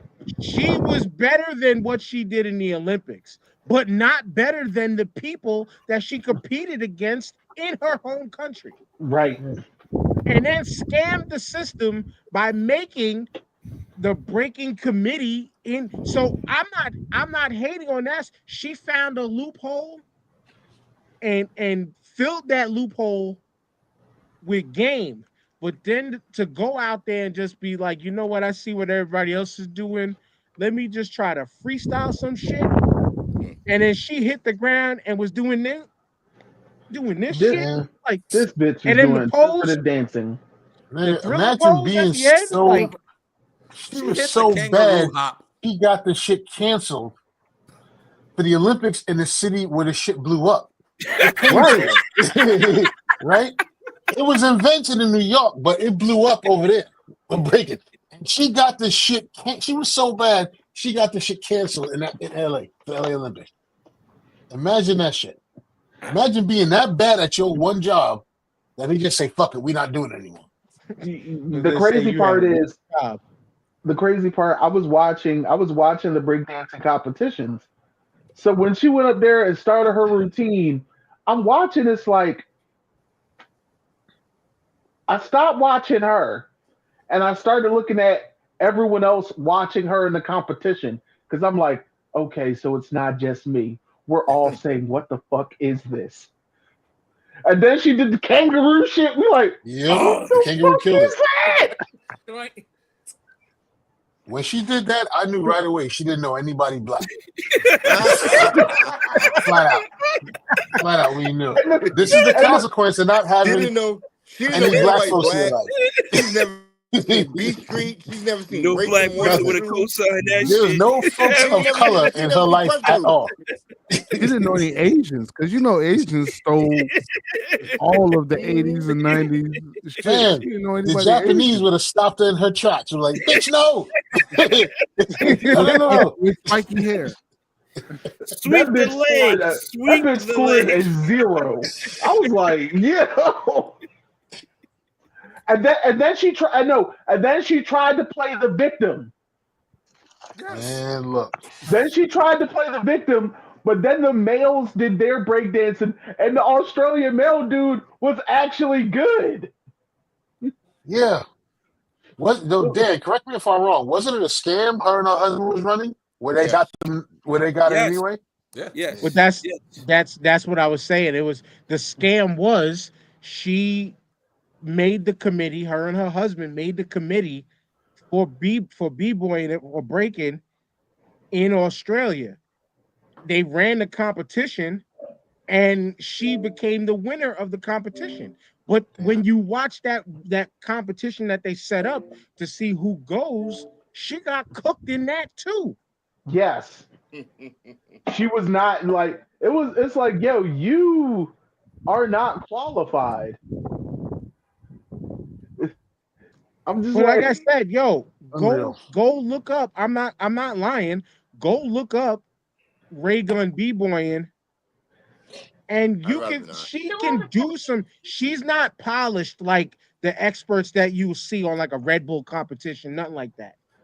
But she can do some even basic Red Bull, shit. most of them are amateurs. And you know what, Dan? When you say that shit, that's when they brought breakdancing in. That's what we thought everybody was gonna see. Shit like that. Technical On the Red Bull shit. Yeah. Technical b-boying, hip-hop, and breakdancing. And we got we got some of it, but we didn't get that shit. You know what I'm saying? So I don't know how they dropped the ball on that. We got a caricature of the culture. Mm-hmm. Well, I heard like all the rules and shit was all kind of fucked up anyway, but it's grand opening, grand closing. But within the Olympics, like you said, man, like Flavor Flav became even more of a household name. Snoop is goated, you know what I'm saying? Do y'all know how much Snoop made a day? Yeah, it was stupid. $500,000 a day at the Olympics. Hey, y'all in here in this show being real biased, you know what I'm saying? I know we black, I know we hip hop, I know we part of the culture, right? But everything y'all talking about right now is part of the hip hop culture. Y'all talking about Snoop, y'all talking about the breakdancing chick. That's all bad. I mean, that's not the shit we should be talking about. What we should be talking about is Sha'Carri, okay? Because Sha'Carri made them say her name right, and she went out there and she got her respect. She brought in silver on that 100 meters. She won that 400 relay, the gold medal, and she got her respect in the media. She got her respect out here in the world as she's been getting disrespected all that time. This young woman went out there and put her work in and represented herself very well in the Olympics. And I would like to talk about that. Let's talk about her putting them backwards. Let's talk about her putting them backwoods down so that she could that part. All right, wait a minute. That part. My bad. And let's not forget, her rival did not race. the Jamaicans almost did not show up. You forgot about that stuff. They locked all them out the gate. Yeah. Yep. So I mean, I props to her, but she should have won that race. Right. And then something that Jamal brought up within the Olympics too was USA France dominated in basketball.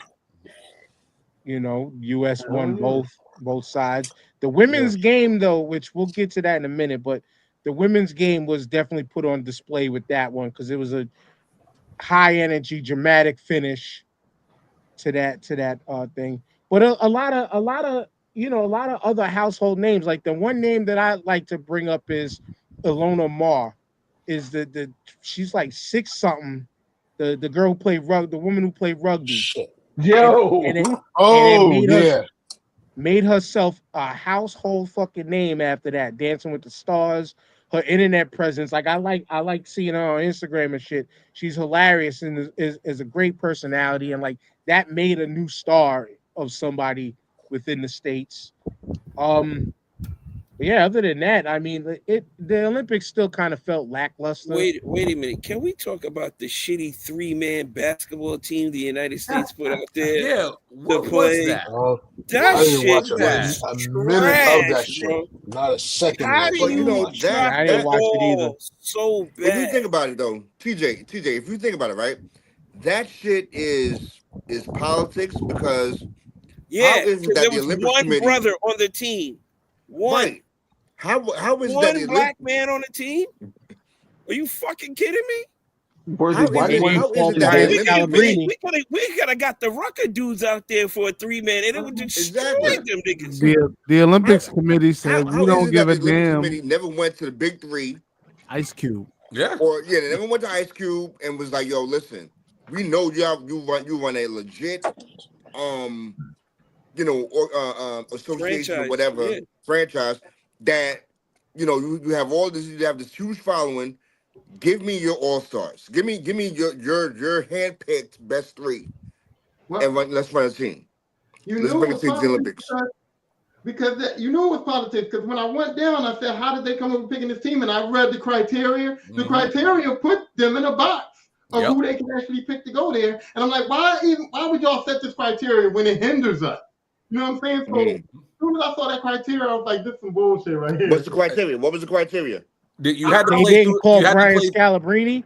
No, it was like you had to enter in, and you had to be playing in a certain league that is Olympic certified, and you had to play with them for like 2 to 3 years to be eligible to go to the Olympics. Which again, that's some bullshit. You mean to tell me you couldn't pull Katino Mobley, Joe Johnson, and Royce White out of the Big Three and have them go there and play? Abdul Latif, Chris Jackson, bring in Chris Jackson. Like TJ was saying, there are dudes that y'all probably Abdul see Rahim. in the Rucker or Dykeman or any of those spots out there that could go out there and outball what they put out on the They court. would have course they could've. smashed. Of course they would've fucking could've. smashed these dudes. They would have smashed these dudes, bro.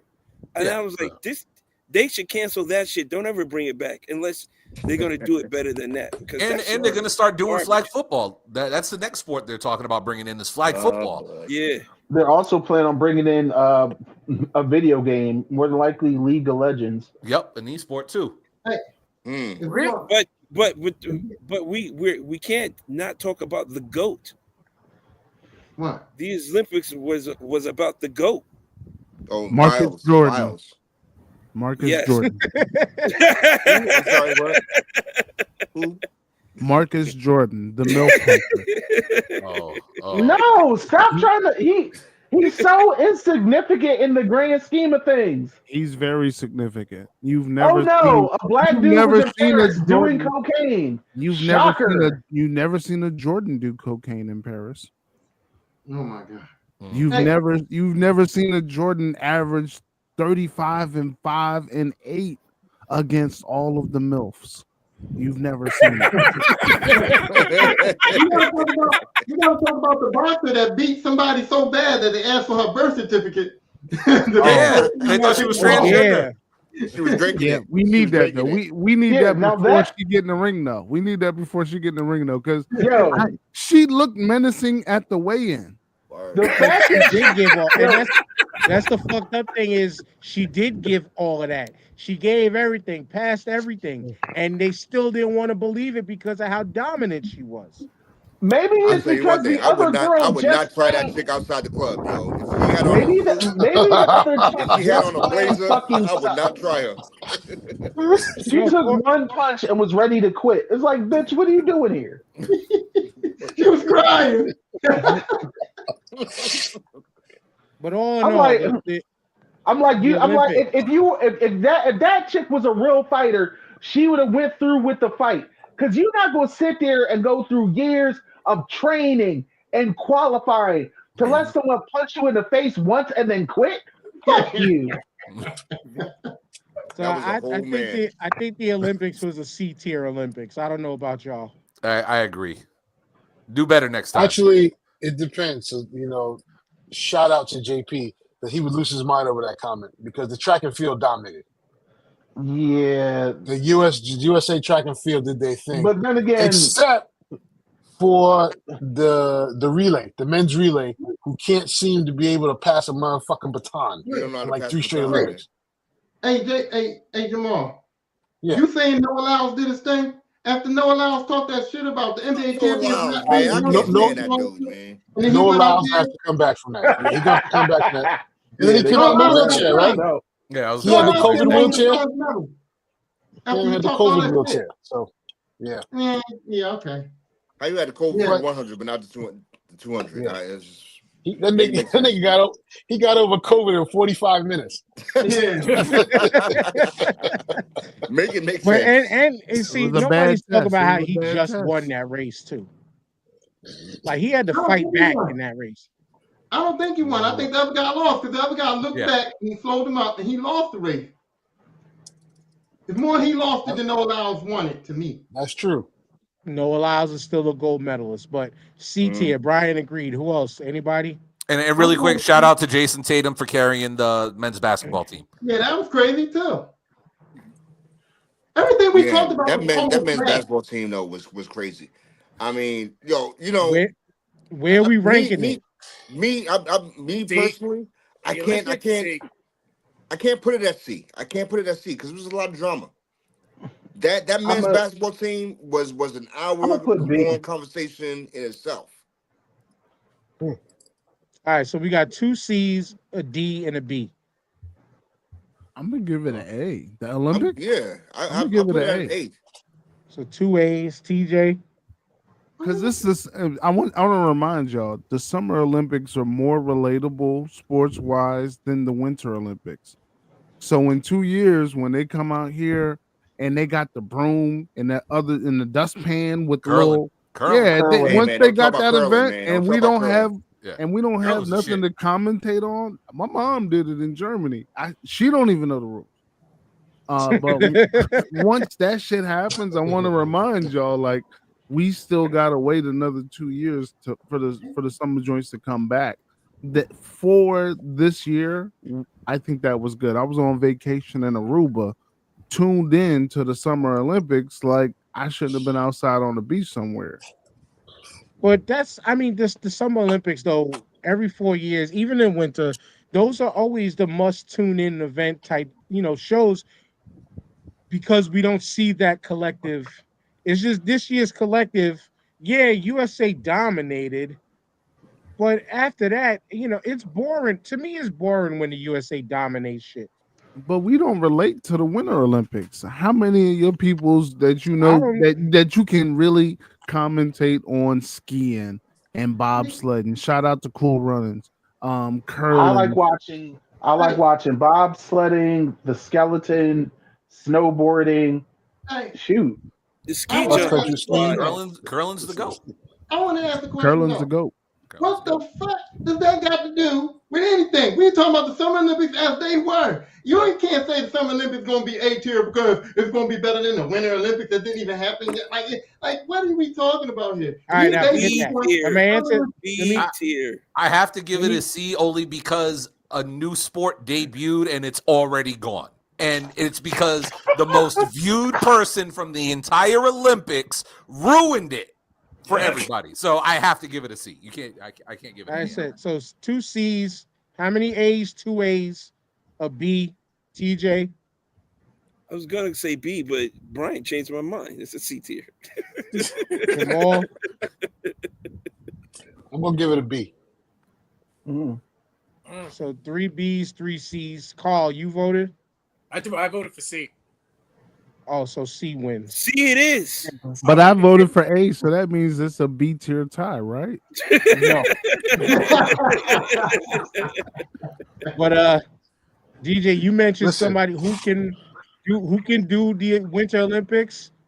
We got called the black man who's on every ESPN Extreme Games joint from I believe he's from Park Hill, Staten Island. Sal Mazzacala is our representation. Shout out That to man Sal. is blackity black. All you need to do for is watch the women's speed skating and look at the yams. Oh my God. Ooh. My Look Lord. at the yams. Touch And the it's nerve. yams of every country, color, and creed you can think of. It's just all yams, bro. There's enough yams for everybody. No, nothing artificial. No one went to Brazil That's just or pure, DR or Miami. organic yams. They was on that Yams, squat dog. rack. They was on that squat Woo. rack heavy, dogs. It don't matter where they from, Nope. what they look like. All They right. all got the yams. No Volleyball stomach. team too. No Volleyball stomach. team DJ, too. Yeah. DJ, it's on you. What's the next topic we're gonna hit? We gotta talk about my man Luigi. You said DJ or TJ? All right. Luigi. Mangione. Luigi.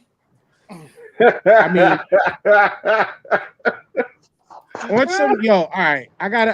Let me kick this off. I didn't want to, but on some New York shit, right? And just on some where I worked on New Year's Eve, which was I was working in one police plaza in the Joint Task Force room.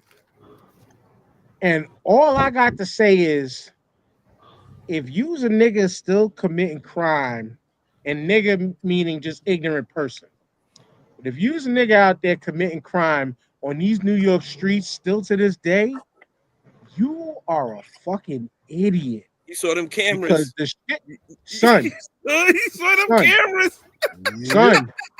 Son. Yes, sir.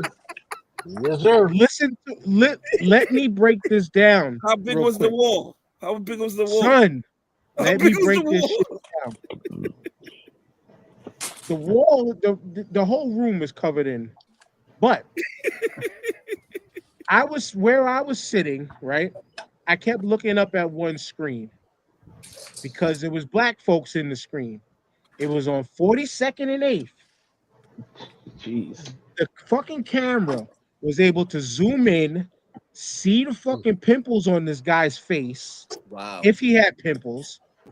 They seen the bag of works that they had in their hands, zoomed in on their fucking backpacks that they had on their front, watched every little move and the clarity of their faces was just like if me and you were standing next to each other and we're looking at each other. That shit was 24K. Not even the clarity is one thing, but no, I'm just saying, if Them you are a cameras, bro. fool committing crime out there. And so this was a given that I'm not, and Luigi did some shit, in my opinion, for the people in a way, even though it was kind of for himself too, but this was a shot and a shine to the people. He was getting caught with the shiesty on, no shiesty on. He got caught, but he was getting caught. You know what I'm saying? Like, I'm just saying that the quality of what NYPD got, your ass is getting caught. And yes, Luigi got caught, but Only reason this this nigga got wasn't- caught is because he wanted a McFlurry. well, And a sausage, egg, and cheese McMuffin. He got a McRib. He got a McRib. He looked like a McRib kind of guy. For a limited time only. For a limited time. But already gone. The hilarity behind that though was just him getting caught. The person who did the snitching, well, it wasn't snitching because she wasn't a part of the crime or whatever. Yeah, the telling. But the person who did the telling, let me say it right, all this you thought you was gonna get. Nothing. Yep. You failed to play the game right, Carl. This You is failed to dog. play the game right. You don't get Nate. I hope that's a lesson for everybody else that want to tell. That's what happens when you don't read the instructions. Right. Small print. You don't read the fine print of the rules of Small print, snitching. exactly. You don't read these. But nobody's talking about your man Luigi though. The man comes from money. Yeah. Not no real money. Wealthy. Wealthy. So wealthy his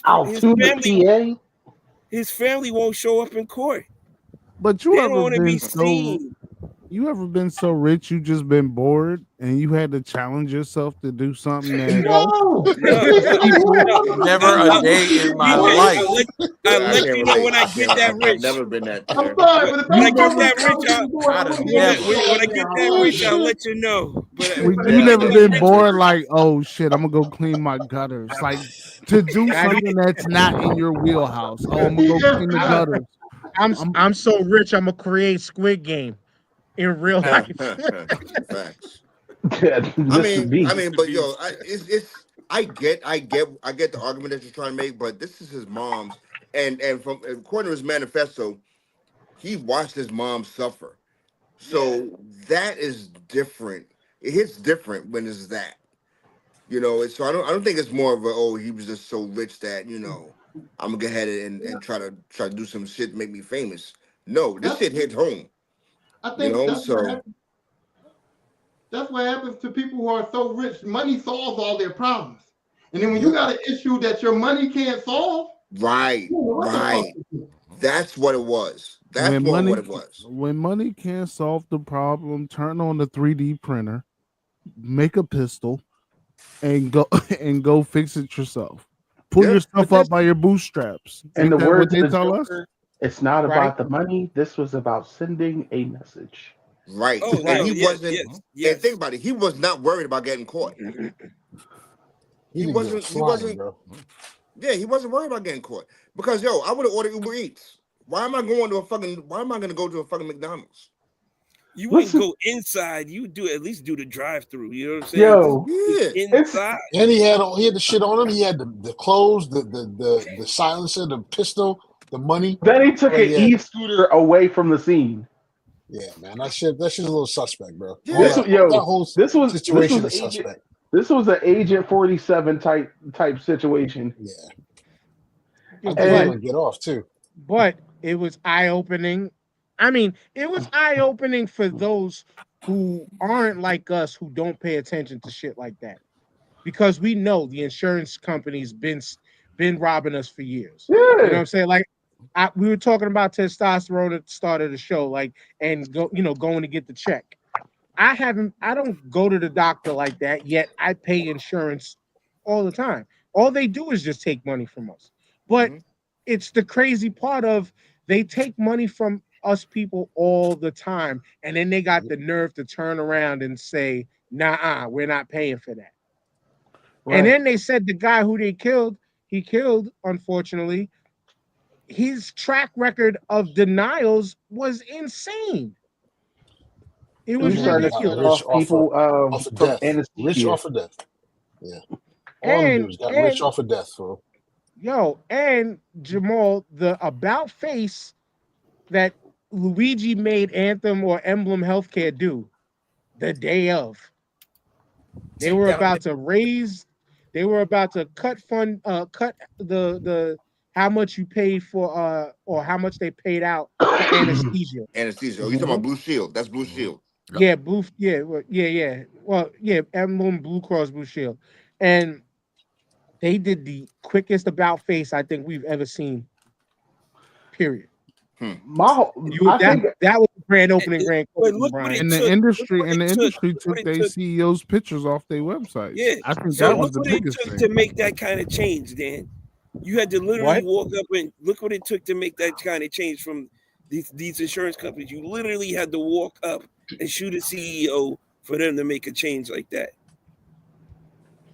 Which is crazy, but within the America that we're approaching, they're still gonna be getting away with that. Plus some. Plus Oh, some. absolutely. So, but moment wise, Me? Oh. not to celebrate unalivings, but this was an A tier wake up moment. Mm. I'm in the words of Cameron, people get shot every day, B. At the end of the day, all you telling me is that a drug kingpin got shot in downtown New York. Yo. Damn. No, the Yo, indifference was clear. Was clear throughout the country. The indifference was clear. So everybody, no matter where you fall on the political structure, everybody felt the same fucking way. Yo, that is nobody was like, oh my god, how we come together for this and nothing else? Yo, didn't they have like lookalike contests for Luigi? Yes, they did. Like that was a real thing. Yo, there's Union that Square. protesting to free him and all this shit. Jamal. Next year that in Halloween, itself- people are dressing up as Luigi. That in itself, Jamal, that belong. The whole shit belongs in S tier because the fact that we all stood together and was like, niggas get shot every day. I'm looking at that shit from personal experience. So in 2012, I fucking had a stroke, right?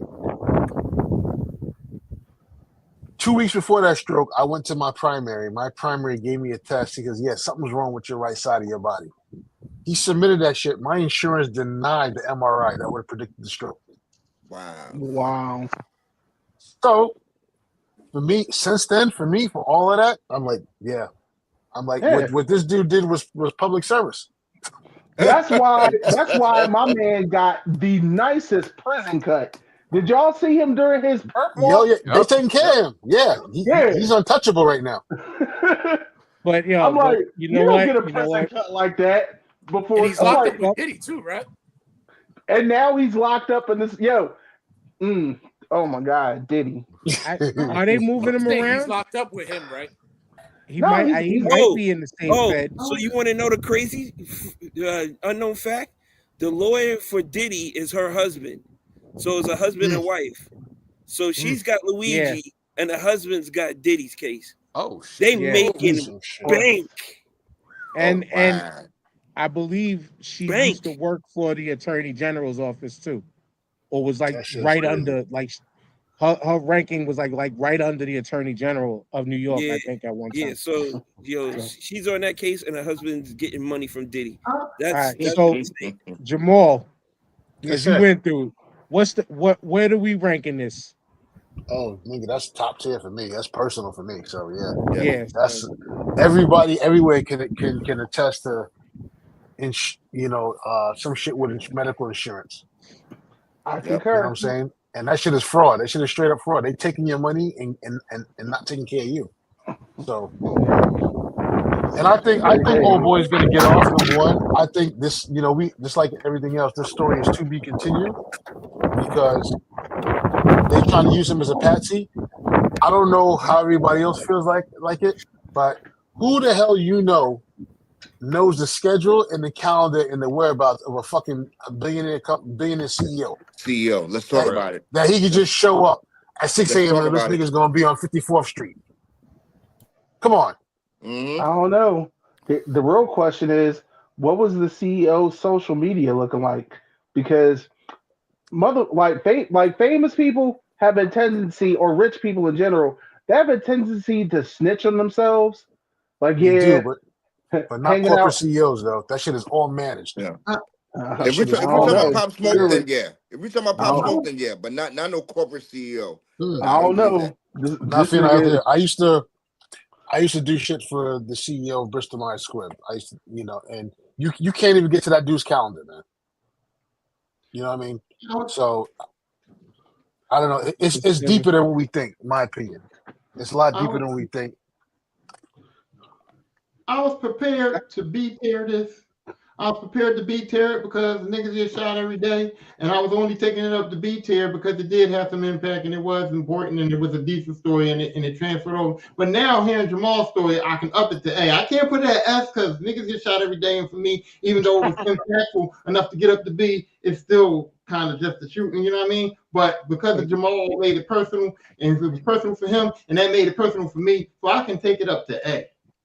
But that's why I allowed Jamal to just pick this one on his own, because we didn't know how personal that shit was. And then what's crazy is I'm sure we all know somebody other than Jamal now on how personal that shit is. Mm-hmm. You know what I'm saying? But with that being said, Corey, I let you pick a category already? Yeah. Okay. I picked Tyrone, you pick now.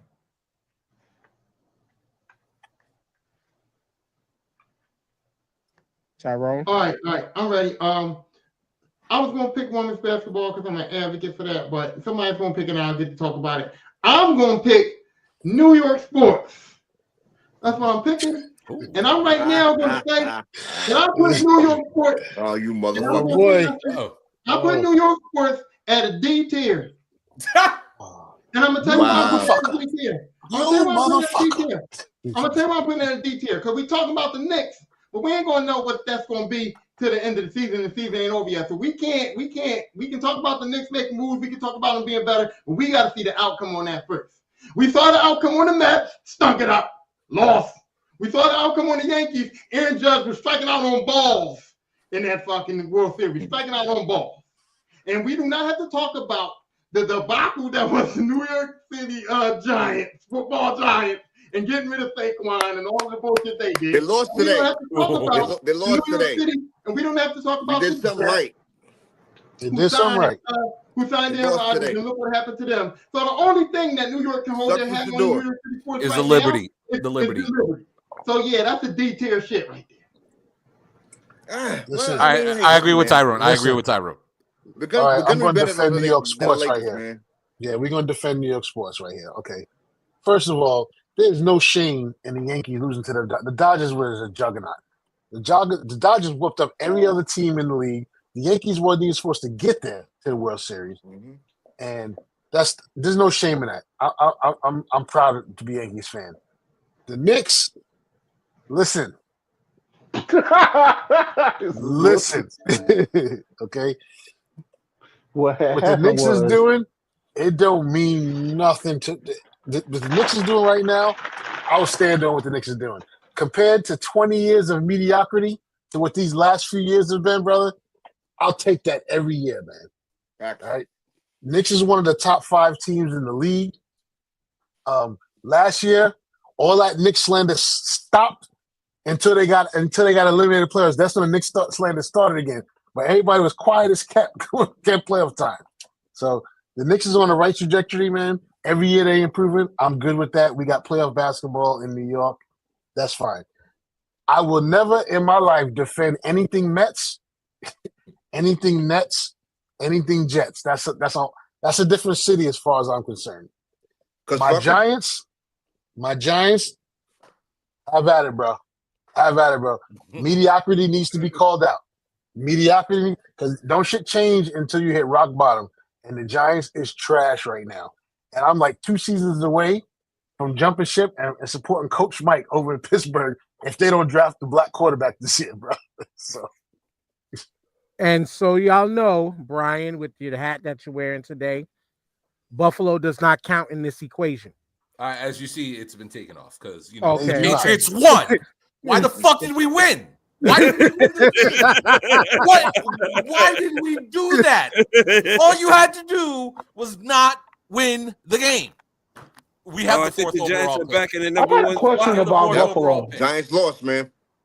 Giants lost, but I think it's the Patriots is in the Tennessee and then Giants got the second. Yeah, the Patriots is trying to get Travis Hunter, right? No, we don't want him. What do you want? Trade the pick. You don't want him. No, What's the deal with it's the consensus in New England. We do not want him on our team. The consensus is fire everybody, and as a matter of fact, fire him now because all he had to do was not win the game. We don't do mayo over here. We are mustard. And I'm not going to scream it because blah, blah, blah. No, did he? But, yo, all you had to do was not win the game, son. Fire his ass. Get rid of him. Get Vrabel on here. We have $102 million to spend next year. Use that draft pick. Trade it away. It was the best bargaining chip we had. We fucking blew it.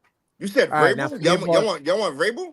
Vrabel wants to come here if the job's available. Boston sports. Yeah. Forget Boston sports. We don't like them. I know. We're talking about Aaron Rodgers and his phenomenal season with the Jets. Exactly.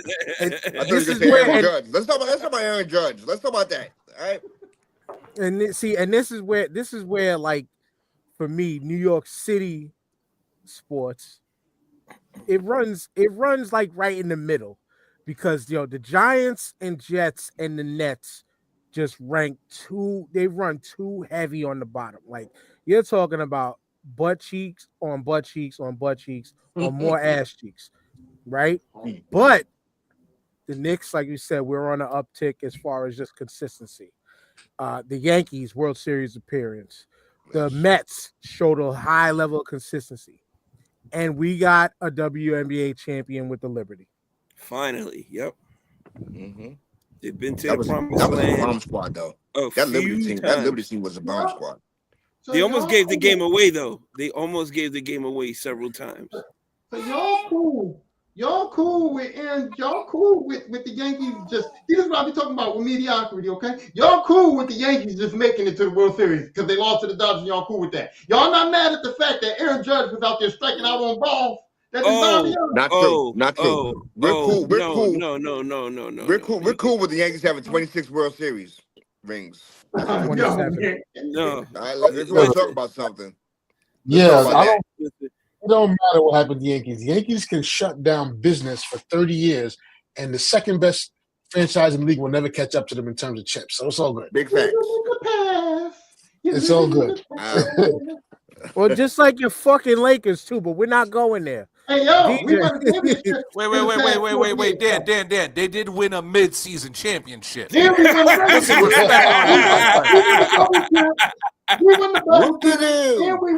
the NBA Cup. This is true. So it's a cup now. I apologize. It's a cup. Yeah, you have that little bit of recency. That's fine. That's fine. But when we are on this show and talking, and you keep saying we don't deal with mediocrity, where are we talking about? We're usually talking about pre-90s Lakers. No. Pre-90s Lakers, and then Shaq and Kobe Lakers, and that's it. And Shaq and Gasol Lakers. Yeah, I mean, no, Kobe and Gasol. not Shaq. But DJ, Corey, like where y'all at with this? Y'all are outsiders. Carl, you're an outsider. Unfortunate Cowboys fan too. But where y'all at with this? Oh man! Oh, y'all forgot that. Y'all forgot Carl was a Cowboys fan. That's right. Yes. I am a Cowboys fan. How about them boys? I'm dealing with less than mediocrity this year, so listen, that's why I'm quiet. I ain't got no. They fired Ezekiel Elliott again. What? Yeah, they took him down like that. Damn. Yeah, he got fired again. I'm a fan of the Mets. I'm a fan of story. So the Aaron Rodgers to the Jets after Brett Favre went from the Packers to the Jets, that was kind of a story over here. But all in all, New York sports was overall a failure for 2024. So I'm gonna give it a C tier. And that's only because the ladies won the chip. But the Yankees stunk it up in the World Series. If they would have went 7 games, something exciting, it would have been different. But I think the most exciting thing was when old boy put his glove out and stole it from the outfielder. Like that was the most. And then seeing Shohei Ohtani, I think that was the most exciting thing for y'all. Y'all was just happy to get to the dance. You ain't want to touch a titty. Like if you're going to get to the dance, you gotta close the deal. The math ain't mathing. Did anybody go 7 with the Dodgers though? Anybody go 7 with the Dodgers? The math ain't mathing. How does 5 F's and 1 A make a fucking C? That math ain't mathing here. I said three. Listen, I think some of those Fs were hypercritical. I'm sorry. The Yankees is not an F. Because you at least made it to the World Series. And like Ed said, also the Mets. Went to I hate the Mets, yeah. fam. Right. And the Mets was ass out by that All-Star break. Who'd have thought that team was making the playoffs? They were talking about a Subway Series. They were talking about a Subway Series. Come on. The Mets I was did their talking thing. about that in my living room, but I knew it wasn't going to happen. I'm telling the kids, like, oh my gosh, if a Subway Series happens, and we in Virginia, so they're like, Subway like the sandwich.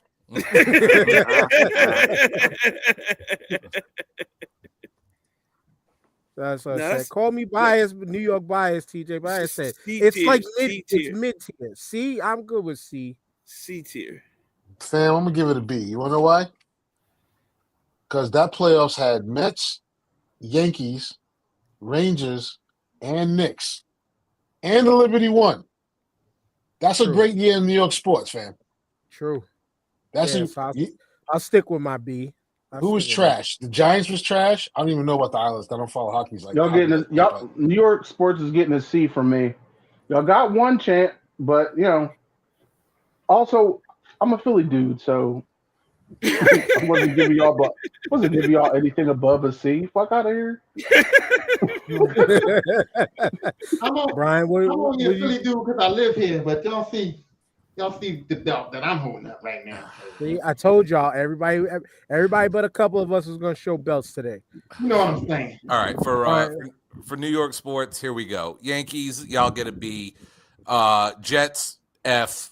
Y'all, you had Aaron Rodgers on your team. You cried and got one of the best receivers in Devontae Adams, and y'all still have as many wins as my Patriots.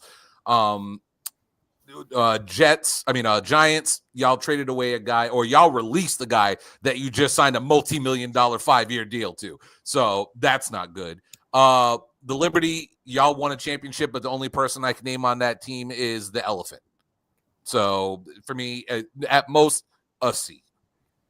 Nah, that Liberty squad. I don't watch much basketball, but damn, that Liberty squad was a bomb squad. Yeah, but we kind of got what and T. Tyrone, you said what, D? Well, you said F. I said D. I think it was more C's though, so I could give it up to a C because it's mid range. Only one. See, and again, coming from men, it's like, yeah, the women gave us a championship, which it feels disrespectful to put it like that, but we didn't disrespect women's basketball as a whole. TJ. Women's basketball conspiracies. Let's do the conspiracies. Let's do the conspiracies. Cool. Well, Jamal, we could come right back to you because you are in the part of Jersey that allegedly had a boatload of drones come from Iran. Allegedly. With my eyes, I seen them. I saw 6 of them joints in my backyard. Yes, I seen 6 of them joints. The size of cars. Come on, so now they're not from Iran. Now they're from a Chinese submarine. Is what right. What they say. So yeah, fam. I looked up in the sky. I saw them joints. I kept smoking my weed and drinking my drink. I like, fam.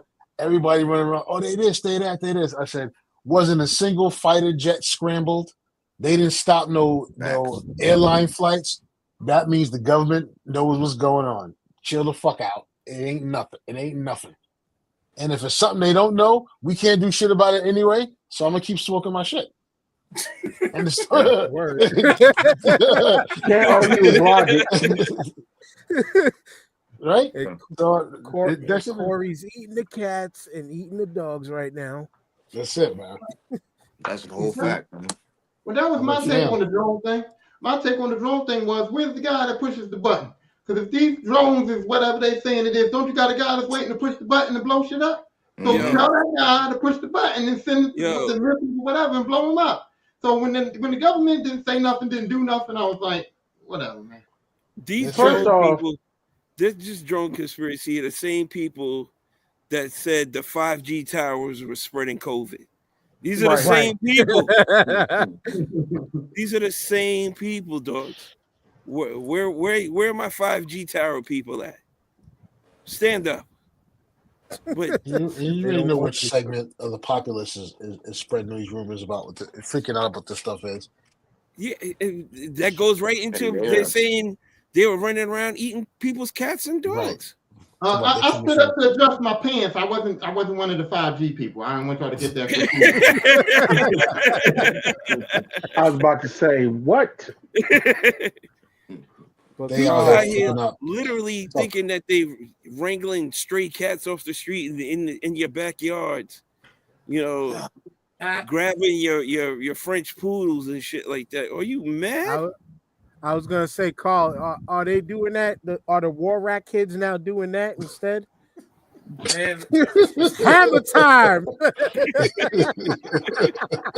oh, I can't stand those kids. I can't stand those kids. I can't stand. Can you imagine? Hey, can you imagine if they was eating people, cats, and dogs? So like, you got somebody knock on your door and say, "Hey, have you seen Fluffy?" And you like, "Yeah, Fluffy in my refrigerator." It's the simple fact that they fact checked it. Then also, like the couch fucker. I know it's not true, but it's still fun to say.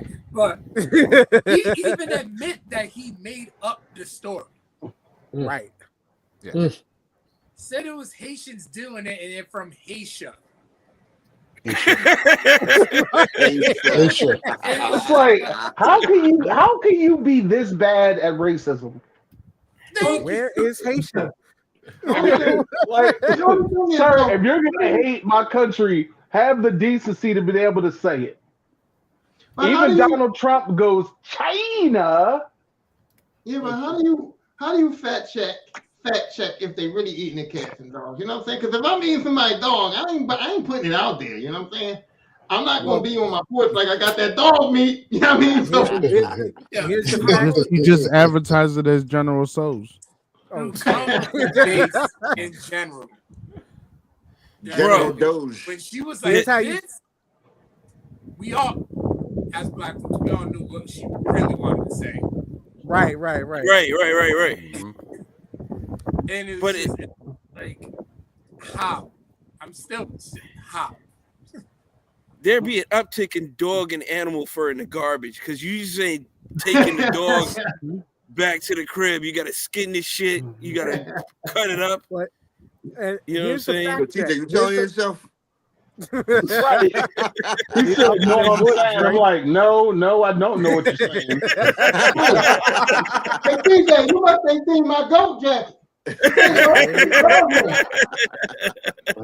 No, I'm like, I don't know about that shit. Here's the fact check, Tyrone.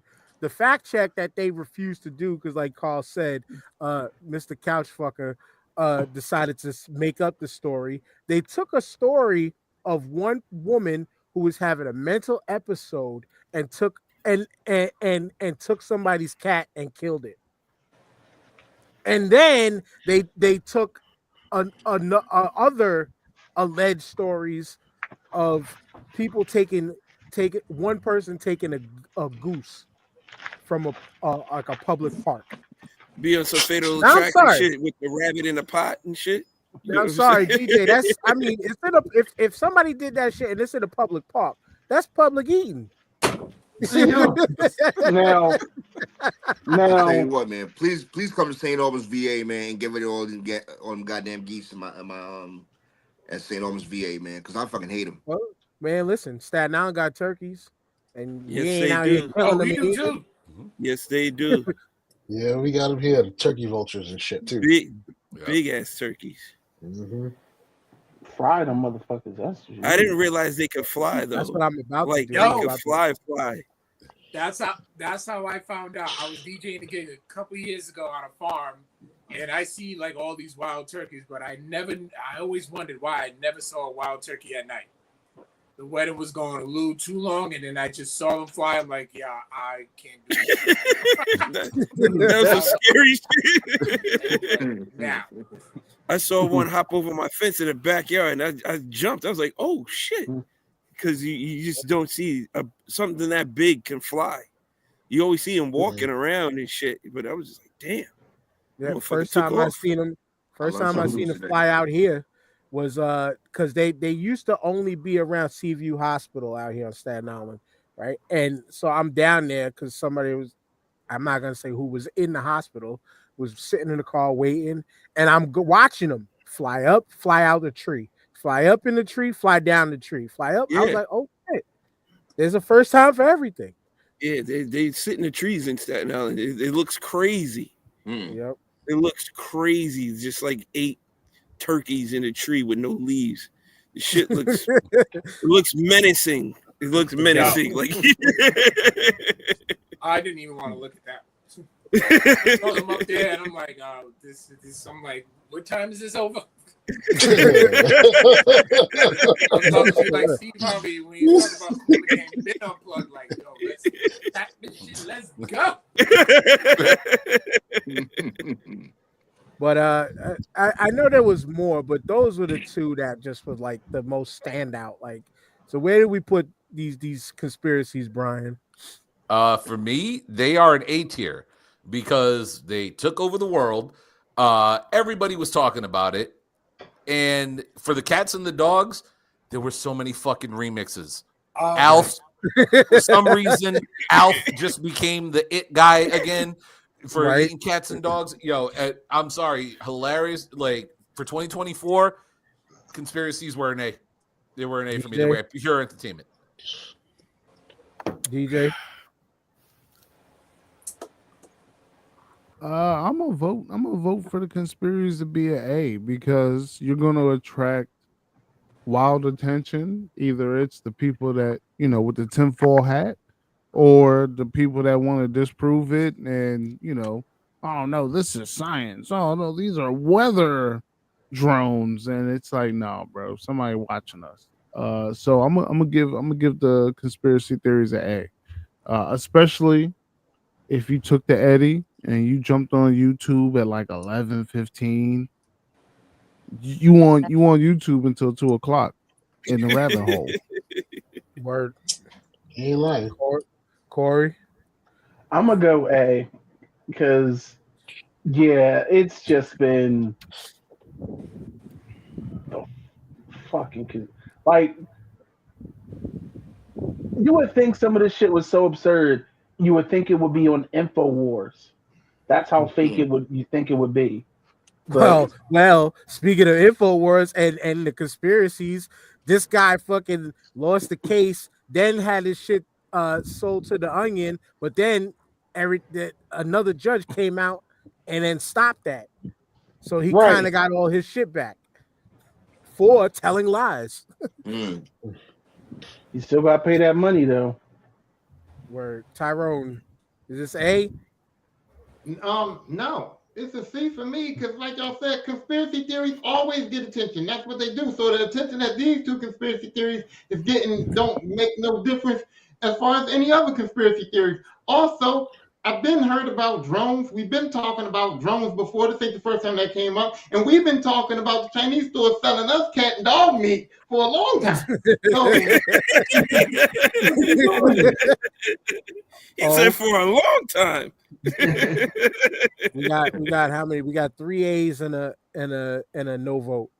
I think Carl, you said A too, right?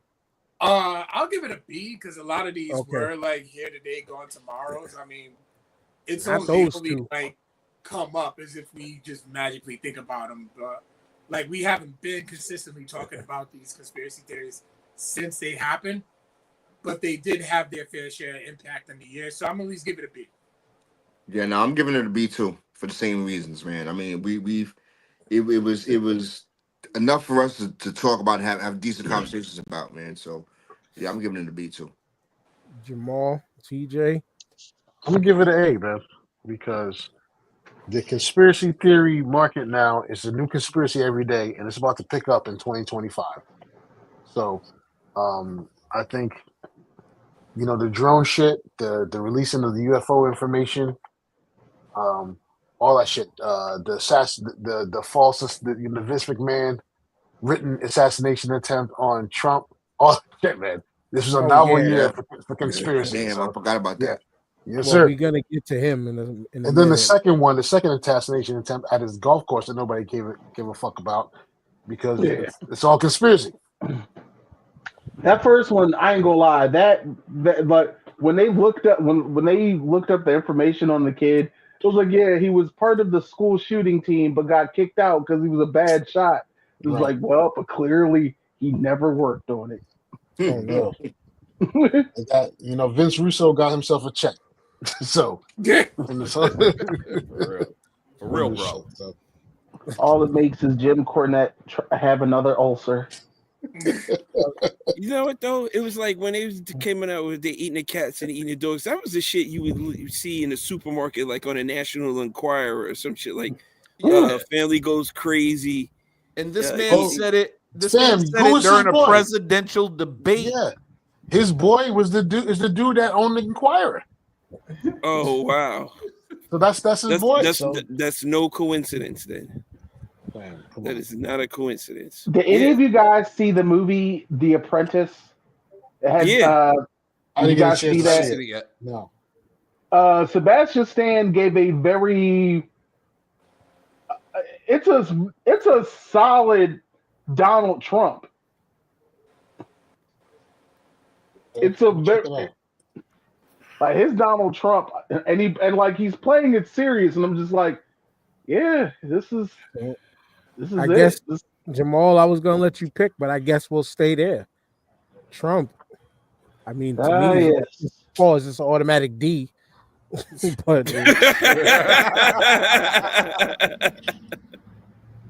to me, because I mean, we won the election. We didn't want that to happen, but that was all the Democrats' fault. Which that's something in conspiracy that we forgot to bring up too. How bad the Democrats fumbled the fucking bag with that one. Listen, and we don't even know. This guy just lied his way through, and already he ain't even in office till tomorrow, and already has backtracked on half the shit. Half the lies he told me. Dan, he might not get certified tomorrow if they can't pick a Speaker of the House. Bro, they did it's already. beautiful. No, he goes in on the 20th. It's beautiful. His inauguration's on the 20th. Yeah. Well, you see, he's having a rally on the 19th. I think they need the House Speaker to certify the vote. Though. There's a reason he's having a rally on the 19th because there's some shit's going awry already, and they fighting each other. Actually, President Elon Musk, and his boy Vivek came out with some shit, and they starting to realize Elania. Yes, sir. They all mad. They all mad at Elon because Elon. They finding out billionaires don't give a fuck about their racist, stupid asses. So, and the words of that, it's like that chick on TikTok. I never thought the leopards would eat my face. That's right. Leopards started eating already. So everybody just sit back, chill out, eat some popcorn, and watch these motherfuckers fight each other to death. Eat some popcorn, grab a beer. Look how long it took them. What was it? Was it a few months back just to get a Speaker of the House? And it was all infighting. Govern. They can't govern. There's no adult. There's no adult in the room. They can't run. These motherfuckers are not fit to run the McDonald's, bro. And they got people that aren't even showing up to vote. Crash out. Dog, I'm just gonna. Everybody's got to just sit back and let them do their thing. Just smile away, boys. Yep. Go for it. Your man had to be voted in 17 times before he could get for the job of Speaker of the House. That was unprecedented. 17 times. I think 4 was the record.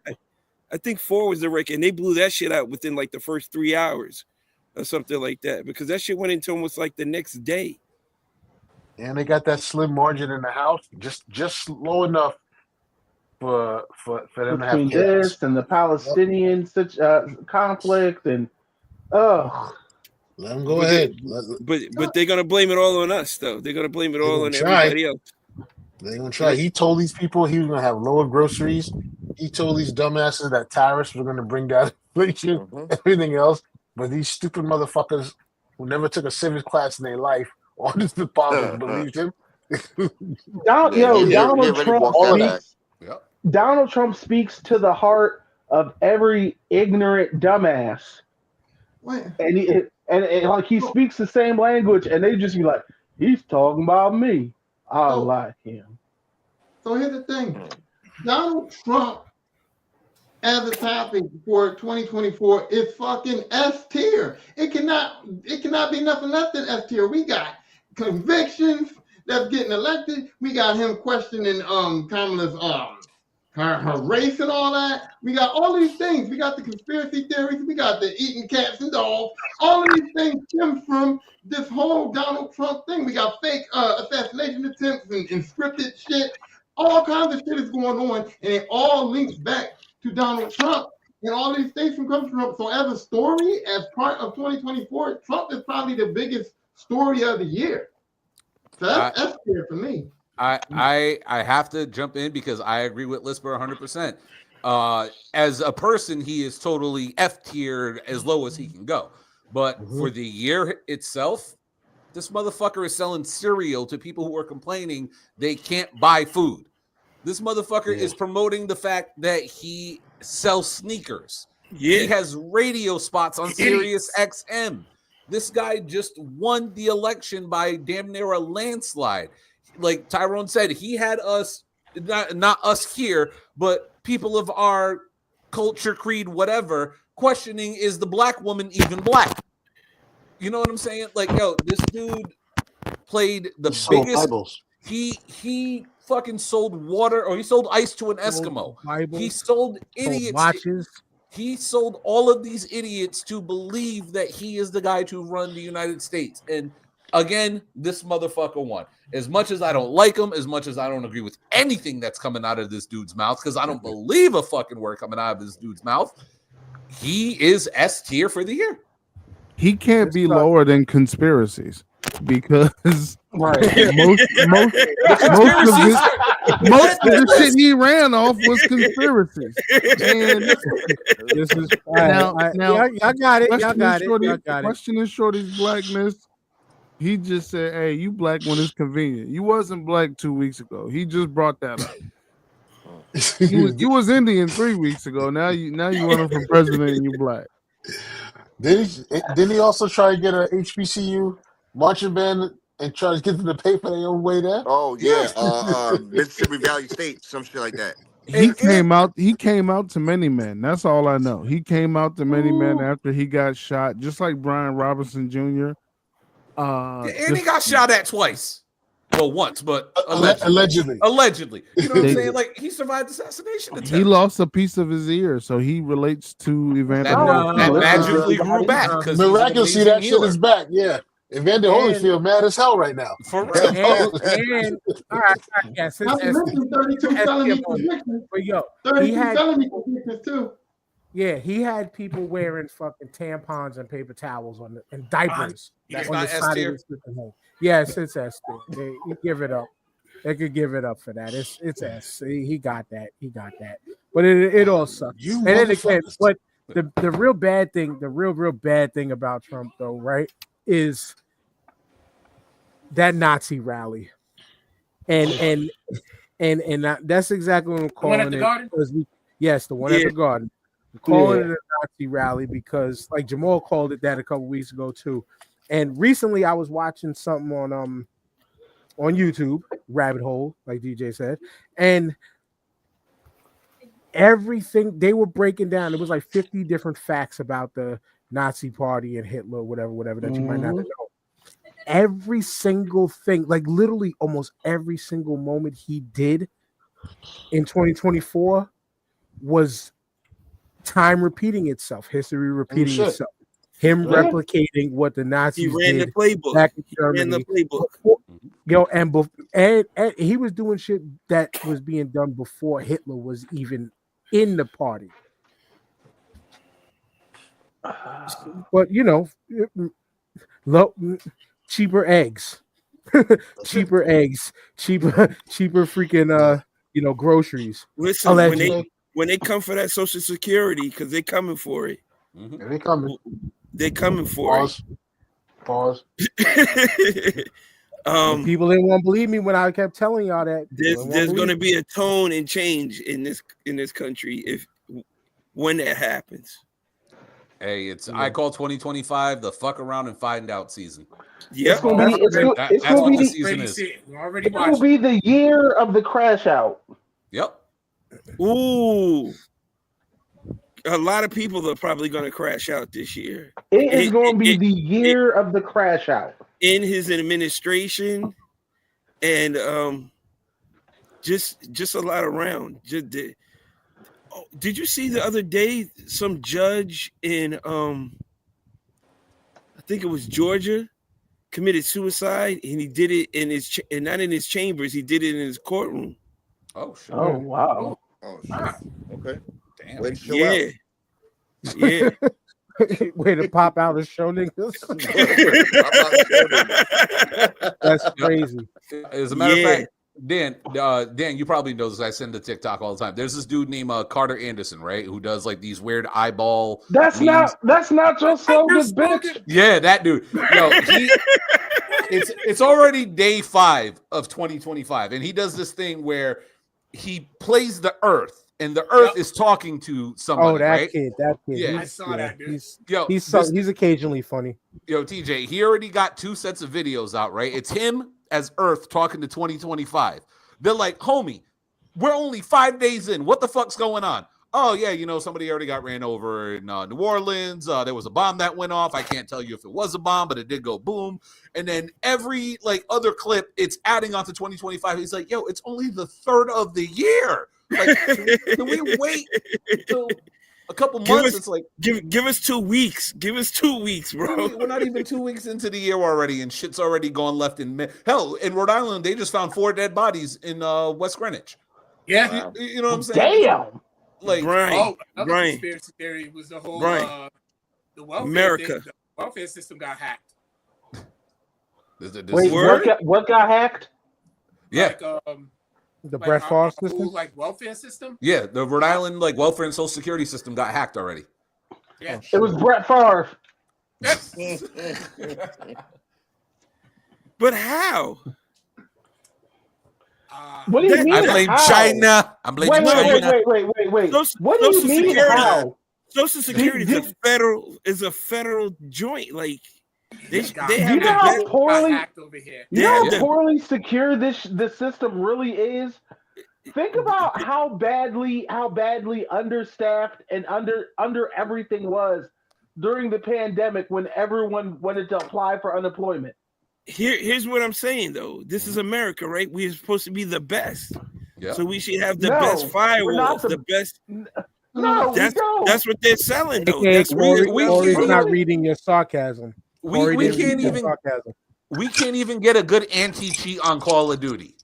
What are we supposed to do in 2025? Yo, have you ever seen the replay booth in Secaucus with the NBA? So that gives you an idea of what the shit is. Yo, Dan seen the wall. Couple of dudes in the living room.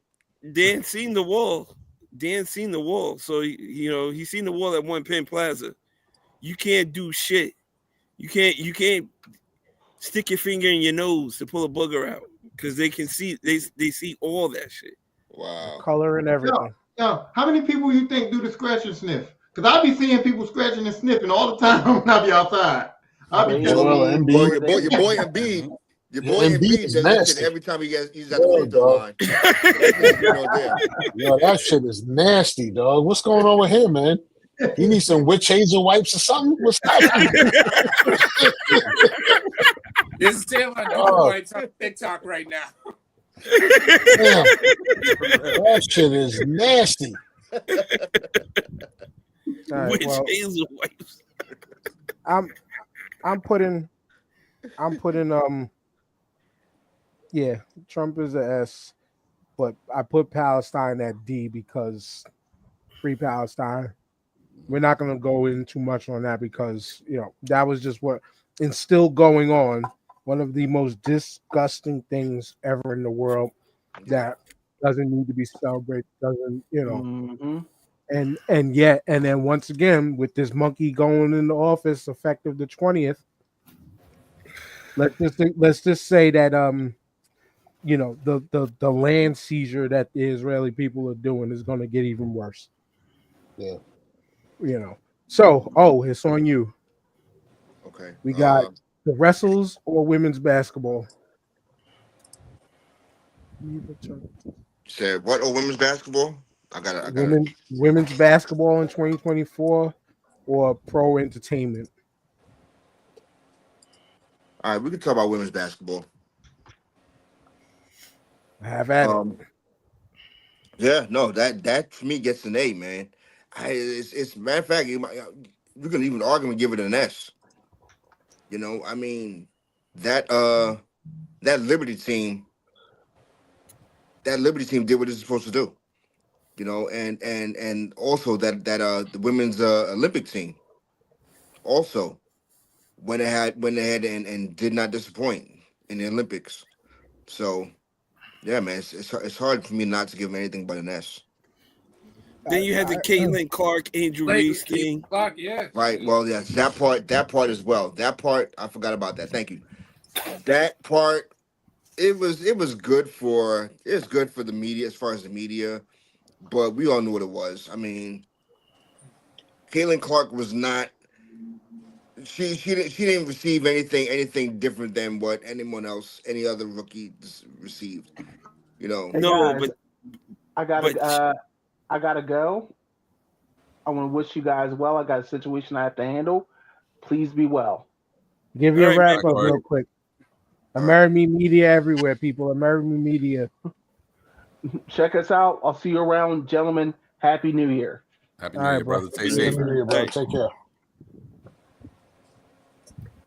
But yeah, TJ kind of just jumped on what one of the main things from this women's basketball year was the Caitlin Clark effect was massive. Massive. And not to fast forward the whole story too much, but the fact that she pissed all them people off that was riding and dying for her, like, yeah, we finally got our great white hope. And then was just like, nah, I know whose backs I came up off of. That's an S tier moment for me. I don't know. That moment there alone. That was my favorite part, but it took too long for it to happen. It's still S tier for me, but I feel like too long for that. When she after changing and she was for the most scored college basketball and Is that just me or can I hear? Nah, this nigga he went to Cybertron. Oh shit! I went to Cybertron. Yeah, and not off your voice and not off the voice changer, like your connection. Well, you were sounding like Soundwave just for a minute there. You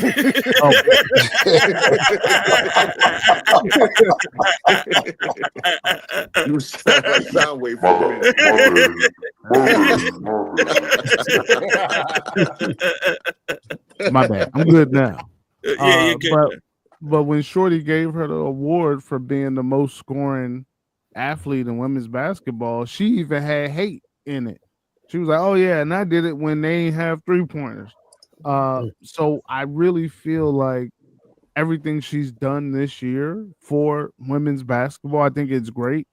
I think the WNBA players hated on her a whole lot because she got attention they couldn't garner.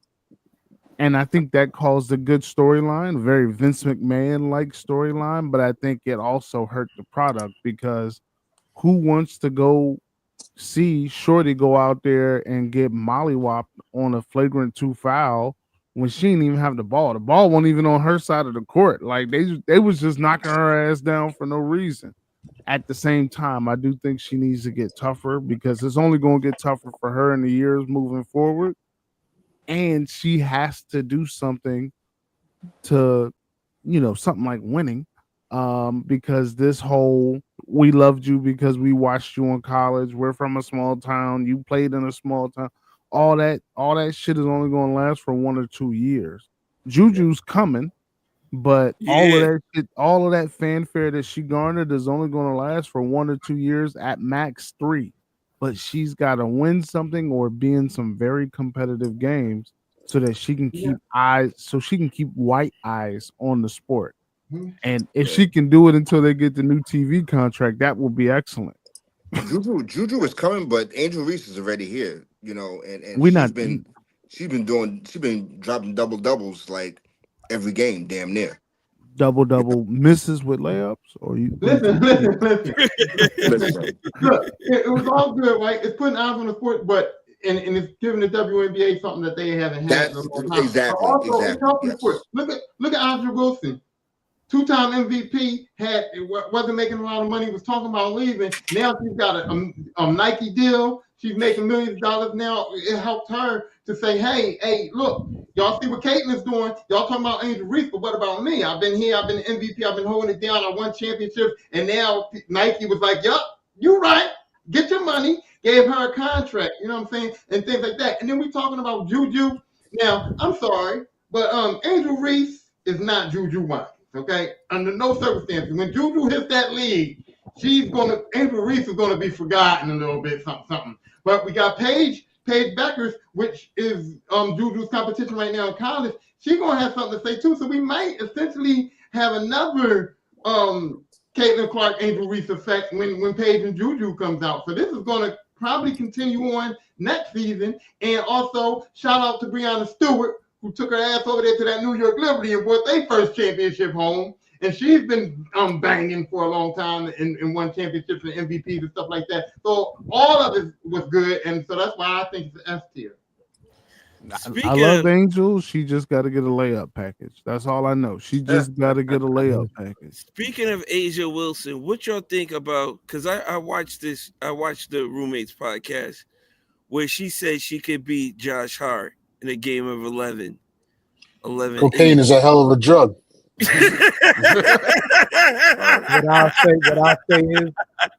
I'll say is any given Sunday.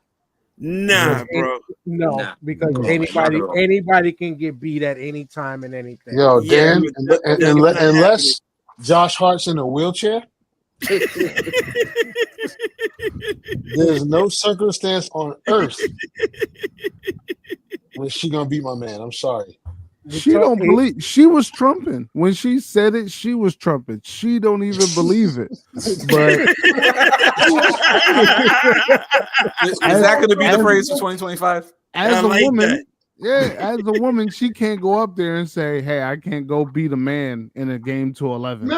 All the young girls that got me on their Wheaties box, just know that there's a man who can barely play his position with the Knicks that can beat me in a game to 11. If we were talking about Brian Scalabrine, then I was like, okay. Whoa. White, no, don't disrespect White Mamba. Put some respect on the White Mamba. All right, my boy got a ring. You know that by now. We never disrespect Brian Scalabrine on this podcast. That's right. They're just saying that was the most egregious thing we ever heard. Remember, we had Clarissa Shields saying she could beat Keith Thurman. Is she beating the last man on the bench? Remember, Clarissa Shields said she could beat Keith Thurman in a boxing match. That's way worse.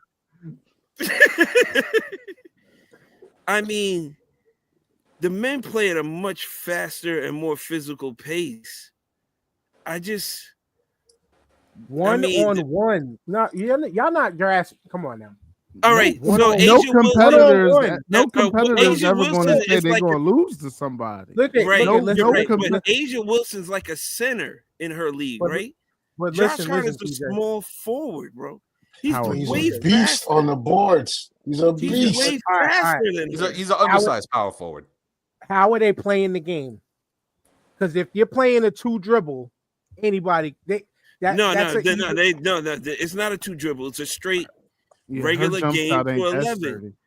Her jump shot ain't that sturdy. He's gonna put her in a post. He's gonna put her in a post and dunk on her every time if he wants. You know what I'm saying? She can't out jump him. Let me be the one person to believe in a woman on this show. Then my bad. It's not a woman, but that's your hill, fam. No.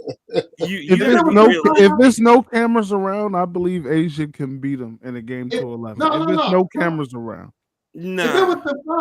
If it was the 5, she would have a chance at winning. She could get the 5 and probably be up 5-1 or something like that. But what, you gonna foul out? When she gets to 8, Hart's gonna lock that shit down. Okay, she might get 8 points, and then he's gonna lock that shit down. So if it's the 5, she might get him real quick. he's gonna start shooting Steph threes from half court. This dude's gotta guard the likes of like Shea Gilgeous-Alexander, Jason Tatum, Jaylen Brown. You think she's a challenge? Them niggas drop buckets on his head every day. What do you mean? Exactly. 101? Exactly. I believe in my Knicks, TJ, but you're gassing this one. The Knicks I'm sorry. stink. The Knicks stink. Bro, we only trust Bodega. Yo, for $1 million, right? You gotta guard Asia Wilson or you gotta guard Kyrie Irving. Who you picking, dog? Asia. But see, you didn't even have to finish the question.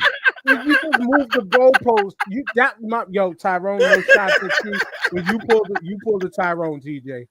I ain't think anybody else on this show is gonna do that. You just pulled the Tyrone man. with that fucking man. goalpost. You had to guard Josh Hart or you had to guard Asia Wilson. Who you picking? TJ said, I actually would pick Josh Hart. TJ, you said, are you kicking a field goal from the goal line or are you gonna kick a field goal from 30? That's what you just did right now. That's what you just did right now. You went from Josh Hart to Kyrie. The edibles are edibles right now. They got bite. They're biting you back right now. But all right, cool. Yes, I'm the only one. Any given Sunday. I didn't pick a winner. Y'all didn't notice that. That's what you're saying. Who's the winner, Dan? Who's the winner? I said any given Sunday. Who won on that Sunday? I'm not jacking that one. Every given Sunday. He's trying to piss off the female sponsorship. That's what he's trying to do. I gave her 8 points. You know what I mean? That's the best I could do. I gave her 8. I'll say I that. I don't think it'd be a shutout, but he could probably do it if he really wanted to. I'll say this: one of the best rebounding guards in the NBA right now. Josh Hart is a monster, and we're talking about the greatest of the Knicks team. And we're talking about the greatest women's player currently going today. But it's not close, though, Dan. It's still not close. It's not close. It's not. Because one is packing and the other one's not. Oh my God. Pause. Classic Paul's word. But anyway. Okay. Women's basketball. I'll jump in really quick because digging it up, and y'all found a way to tear it down. Come on. I'll say this about women's basketball. To me, this is their S tier year. Someone who doesn't watch a minute of women's basketball, they were all over the place. This has been the most I've ever heard women basketball being talked about anywhere, like since the WNBA's existence. So. The fact that Caitlin Clark had one of the best storylines of the year coming in as a rookie and just showing out and breaking a bunch of rookie records. Props to her on that. The fact that she took all of those like ridiculous, unnecessary hits, like DJ was saying, like I literally have seen clips where she's nowhere near the ball and they're fucking shoulder tackling her. You know what I'm saying? So, and she didn't cry about it. She just said, you know what, fuck it, I'm gonna show up and play every week. Angel Reese blew up all over social media. Something about her sliding in Shaq's DMs. I don't know all about that, but the girl became super popular. She's very beautiful, very good looking. You know what I'm saying? And the fact that the women's national team going over and winning gold in the Olympics, and then the storyline of why didn't they get Caitlin Clark on the team? And they still go out there and win the gold. It's a great year for women's basketball. I got to give it an S tier. Yeah, I give it S tier too because they made the casuals, like you said, Brian. You don't watch a minute of women's basketball. Mm-hmm. Casuals, but you saw it everywhere. You know what I'm saying? It was the talk, and they had shows on it. Like they were bigging it up like NBA on TNT type shit. So it's out there. They put it in the video games. It's in 2K. It's in 2K. Yeah, you could play women's basketball in 2K. So. That's huge. that's huge because now they get paid off their likenesses off of that as well. You know what I'm saying? So this was a huge moment for women's basketball. This was a turning point for them. I want to say, as an advocate for women's basketball, because I watch the WNBA, like I watch it, and I want to say that as an advocate of it, it's a decent product, but I do want to put out there, I agree with Shaq. If they lowered that rim and allowed more of these women to dunk, it would be an even better product. I know they're not going to do it because, as Angel Reese said, the women don't want to feel inferior to men, but she ain't looking at the big picture of the fact that I can watch 5 WNBA games and see one dunk, and I don't like that. You know what I'm saying? So I do agree with Shaq that if they lowered the rim a little bit enough for more of these women to dunk, they would get a better product on the court. And it's a graze the rim. It's a graze the rim dunk too. It's not even like you're cocking it back and. Bro, if it ever gets to that, that's going to be a different ball game. Okay, some 6'4" chick raising up to dunk over somebody. Can you picture that? Can you picture that? Can you picture a ponytail flying in the air, dogs, and dunking on somebody? Just imagine if the WNBA had a Ja Morant style dunker. You know what I'm saying? Yo, people will watch that. Oh, I'd watch that in a heartbeat. They would make cartoons about that. Y'all remember that cartoon with Jordan, Bo Jackson, and Wayne Gretzky? They would throw three of her on the TV screen and be like, yo, animate this. We got 17 movies coming, 17 new Space Jams coming with Shorty dunking on the Monstars, the lady Monstars. I let Candace Parker dunk on me all day, every day. And Shania Boomerang can back me down in the post all she wants. I'm going to lose them one-on-one games right there. You get no arguments from me. I just want Candace Parker's edges in like a little Ziploc bag. Like somebody get her edges, her eyelashes, put in a little Ziploc bag for me. We paying top dollar over here. It's the starting five. We got good money. I'm a Candace fan. All right, so your man dropped the ball with that one. I should have. So all right, we should have set stipulations on what could be S and what not, but yeah, women's basketball, they deserve the. I have to put it up one because the way the shoot works out. All right, and last but not least, this was not an S tier for it, and I'm funny this landed at me, and funny enough that we have a house full of people who are somewhat wrestling and or sports entertainment fans. This was a B tier year for some, A tier year for others. I'm cool with putting wrestling this year, wrestling and sports entertaining, at like a B, maybe an A. Here's why. AEW, my opinion, has not missed all of 2024 when it comes to the pay-per-views. The show aspect, I can't speak too much because I don't get to watch on a weekly basis because I don't have TBS. Coming soon, that's gonna change because of the whole Max deal. Now I gotta get Max, but I don't have TBS to have seen the weekly product. But are you excited and you just can't hide it? Am I excited? No. I don't give a fuck. Because to be honest with you, because we'll tell you. We'll explain later. Okay. Because to be honest with you, after watching what was it, Wrestle Dream last night, I might just stick to watching Japanese wrestling this year. Because damn it, man, though it's not 2024, what Konosuke Takeshita did and Ishii, my goodness. But pay-per-view quality wise, though, I mean, the WWE was formulaic and whatever to me. But there were good shows here and there, but they didn't have as many like full-on pay-per-view quality was AEW's all year. But and then again, people was mad at a lot of, there was a lot of transactions that happened. Ricochet walked away. WWE lost Samantha Irving. Now Ricochet's blowing up in AEW, and you're seeing them across the world way more now. Everybody's hating on Mercedes Moné because she's no longer Sasha Banks and yada yada yada. But yet, all this woman has been doing was giving great match after great match after great match, and especially after what she did last night too, was again, there's a lot of great wrestling on that end. Excuse me. Keeping it to the States, the Cody moment was a great way to kick off the year because everybody, and y'all know Carl, and I'm gonna start with you, Carl, because I know you're thinking wise. I know you love both. You love the other one just like Tyrone a little bit more than the other.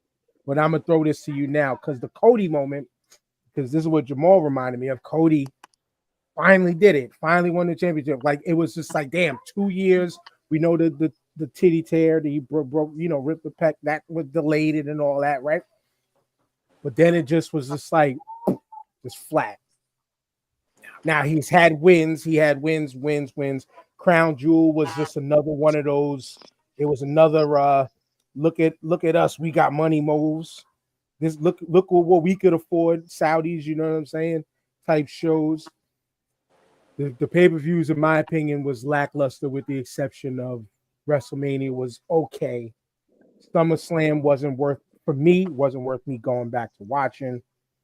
That's why it's like it hovers like halfway because television-wise, though, with the E was way better. It was better than AEW because you go watch it for the soap opera. But I'm rocking like B for wrestling for me. Carl. I'm gonna give it an A tier for pro wrestling in general. Both products have been. I'll give it to the WWE has the slight advantage over AEW as far as a more consistent basis, and that's including both weekly television and PLEs. Yeah, they're technically PLEs. I'm still trying to break that habit from saying pay-per-view. Both companies are delivering a great product. I believe I'm one of the people who just say pro wrestling is at a boom. It's the fans that are ruining it. Everybody is delivering. Everybody is in a place where they can flourish. Even hell, TNA went back to being called TNA. And they're still doing their thing. You know what I mean? Japanese wrestling, I don't hear too much about it on the States ever since the formation of AEW when that mass exodus happened, but yet they're still making noise, they're still putting out a great product. I've been to WWE shows, I've been to AEW shows. Shout out to my boy Shabby. But yeah, I'm just enjoying pro wrestling as a whole. I'll give it an A tier because it's still not quite in the mainstream yet. I do understand where you're coming from. Cody is like, all right, he finally got the story. He finally finished the story. Now what? It's like, now let's get him to WrestleMania and whoever is gonna take it. CM Punk's has been having such a great rivalry with Drew McIntyre. It's moved over to Seth. WWE is doing great business. AEW is doing great business. Pro wrestling in general is just in a great place. So how do you feel about that Netflix deal with them on Netflix every Monday now? With the Netflix deal, I'm happy for the business deal about it. I'm nervous because it's been USA for 32 years, with the exception of those few years they were on Spike and TNN. Right. So, adjusting to that change, that's a little uncertain, but I'm actually excited for it. I'm looking forward to see what that's going to deliver, how that's going to be delivered, because we all had buffering issues with the Tyson fight. I think the Tyson fight was just like, all right, let's see how we can do with this live trust. stuff. The WWE ain't got to worry about the buffering issues because they don't have as many fans that are going to tune in casually. That's what I was going to ask. Do you think it's going to bring more of a casual fan to it because it's on Well, Netflix? the one thing I want to add on with Carl's saying, because I agree with what Carl's saying too. Don't take my take any otherwise, but it makes Raw more accessible. Because like I said, there's certain cable channels that I don't have, and USA was one of them. But the history and the legacy between USA and WWFE is there.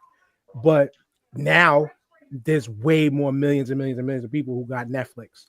Yeah, and I think also too with the NFL having all their games on Netflix for Christmas. All right, we got a chance to, we saw what went wrong with the Tyson fight. We were able to fix it in time for the NFL. So now with Netflix, with Raw going to Netflix, we fixed those issues. We should be good. Will some of the USA people be coming over to the Netflix side or no? Well, listen, for me, almost everybody has Netflix. So if you watch Raw on USA, you're going to watch it on Netflix. Because I've never been in a household in recent years that didn't have Netflix. And since you already got Netflix, if you watch it on USA, you're gonna watch on Netflix. But what I like is that they went to Netflix, but they put SmackDown on USA, so USA still gets to have wrestling and make money off wrestling. Then they put NXT to the CW, so they got network television, they got cable television, and they got streaming now. So I think that was a good move. The only bad in the move is that Netflix wants all their stars. Netflix wants all their stars. Well, I'm gonna put I would put wrestling at a B tier. And the reason why I'm putting it at a B is because I love what AEW is doing on the pay-per-views. And you're right, AEW pay-per-views have been hit all year. But then you accounted for yourself. You haven't seen the weekly television. And the weekly shows have been kind of hit or miss. Yo, no, I know about it. And that's the thing. I know about it because don't take me like I don't know what's going on. And I know what's going on. I just can't see it. And then I'm sick of the money grabbing with the WWE a little bit. Because it's like you made a crown jewel belt for what? Nobody, it can't be defended, and the wrestlers don't even get it. It's like a nothing thing. It's like a money grab thing, and you hyped it all up to be champion versus champion, and it ended up being lackluster. And WWE keeps doing these type of things. But my main point with WWE and why I'm taking it down is this: I had a good time WrestleMania. I love WrestleMania and all that, but Cody's story never was a story for me. Like he wanted the title that his father that eluded his dad, but like I said before, and I'll say it again, Dusty wasn't never in the running for that title for real. Dusty never really tried to be world champion. Dusty was cool with his place in wrestling. So for us to make it seem like Dusty was ever when Dusty came to WWE, he was never in the running for the WWE World Championship. We all knew that. We all saw what was going on. Even if he wanted it, he wasn't in the running for it. So it wasn't like Brian, but we know Brian. He wasn't in the running for it because Vince was humiliating his ass. Either way, see polka dots. Either way, Vince wasn't going to put him there. That's how it works. Dusty for him, he got it over. He got yellow polka dots. Exactly. For me, in sticking to the kayfabe, the kayfabe part of it was we never seen Dusty fighting for world championships WWE. We never seen Dusty trying to be world champion and failing. You know what I'm saying? So for the kayfabe part of it, it didn't work. And now Cody's reign after he finished the story is not working. Like Cody's boring. Like I don't want to see Cody wrestle for real. He's not giving me what I thought I was gonna get. And the fact of the matter that Roman Reigns could be going all that time, could be the predecessor to Cody finishing the story. And Roman came back and stole the WWE back away from Cody right away.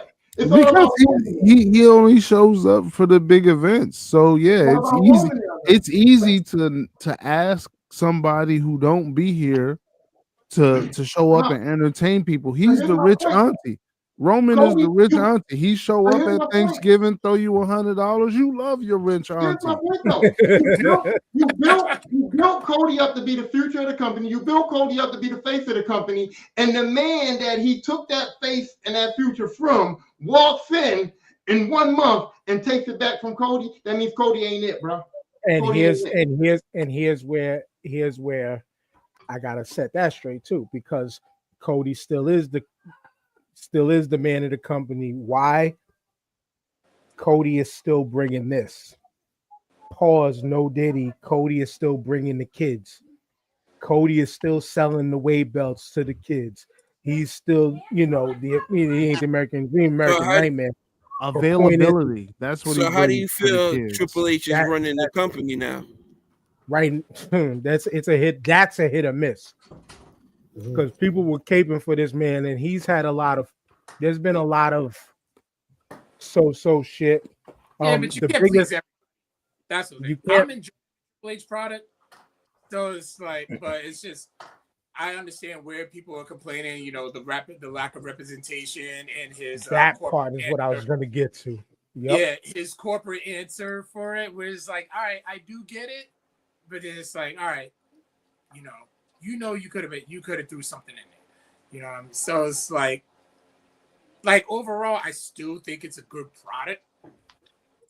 It's Yeah. just, yeah, I get it. You still just can't please everybody. We're in an age now where it's like, no matter what you do, it's damned if you do, damned if you don't.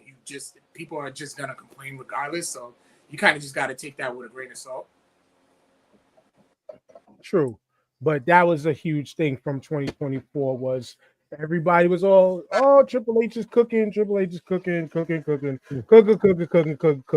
Until you look at the pay-per-views or PLEs, if you want to be new school about it, and the Triple only H is dark still. the only dark people on it was the Polynesians. I'm just The only saying. Okay, so we put that in there. But Triple H is still cooking. Now we have a Women's European Championship, which had a great tournament. Which can, you know what I mean? We have a Women's Intercontinental Champion. You know what I'm saying? So he's giving the women their things, the women tag team titles. He's worked in storylines for that and made that more interesting. I mean, he's trying to push the product forward in a way that we've never seen before. So I do give him the respect as far as what he's doing with the women's division, adding more titles and trying to push the product forward. I appreciate him doing that. He rode the But Brian, WNBA wave to make that that triple WE shit pop. He rode the WNBA wave for that, but I do give him props for it because it's banking that having somebody that you can look at on a TV program that identifies with you. We didn't get to see it as black and brown people. We didn't get to see it until what? Fucking Black Panther. Like we didn't get to see it until super late in our lives. So it's nice to see that young boys and girls can watch men and women's wrestling. Like that's cool stuff. But he did ride the wave off of, oh shit, college basketball is making what kind of numbers? Hey, let's start giving these women wrestlers a better time slot. Let's start making some of their matches televised instead of putting them on the joints on the blackouts. and they will react. That company forever and always will be reactionary. When other companies do certain things, they know that they can do it better. But it's almost like they always use other companies as their test market. And they always, and so for it, I could just keep going on and on and on going. Brian has been quiet this whole time, and I've been trying to lead him in.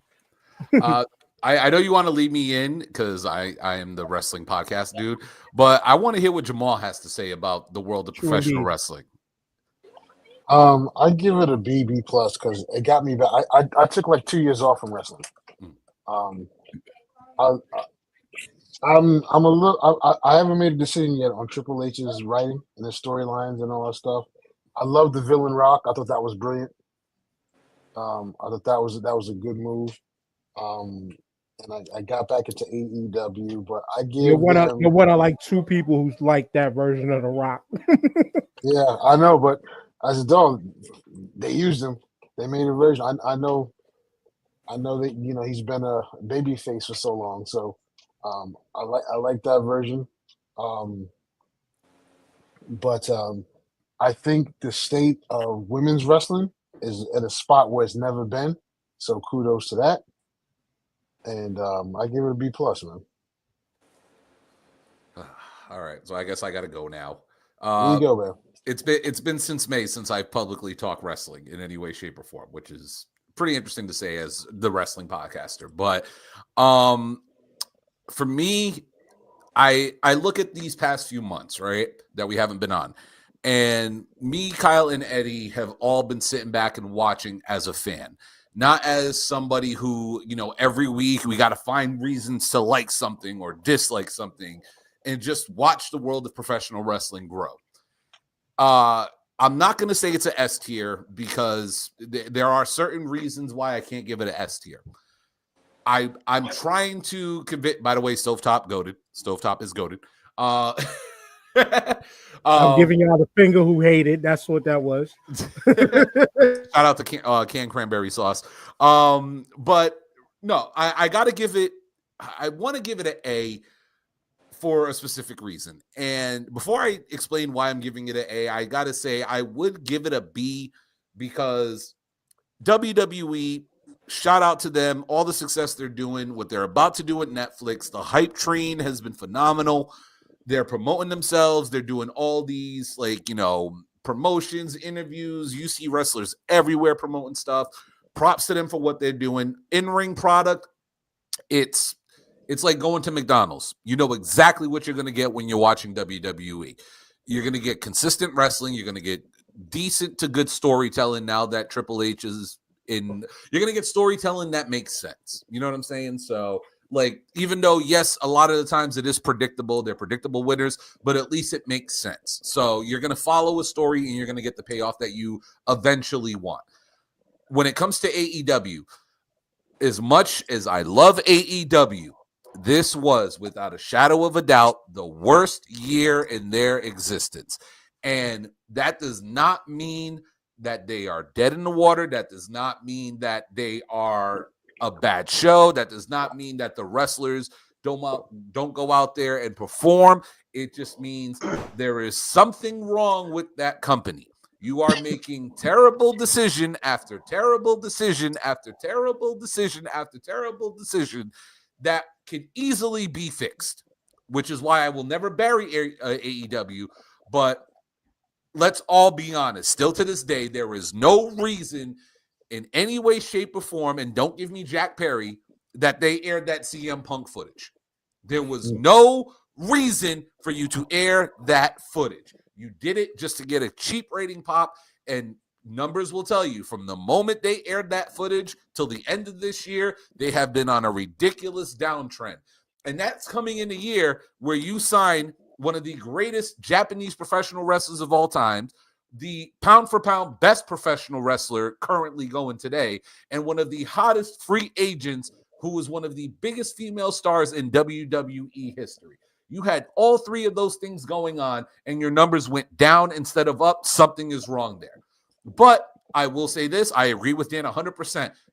Pay-per-view wise, they put on banger after fucking banger after fucking banger. They have evolved. Guys like Swerve Strickland, who a couple of years ago was whittling away in developmental for WWE, has become one of the biggest stars in that company. Had banger after banger match and has consistently produced and had his house burnt down.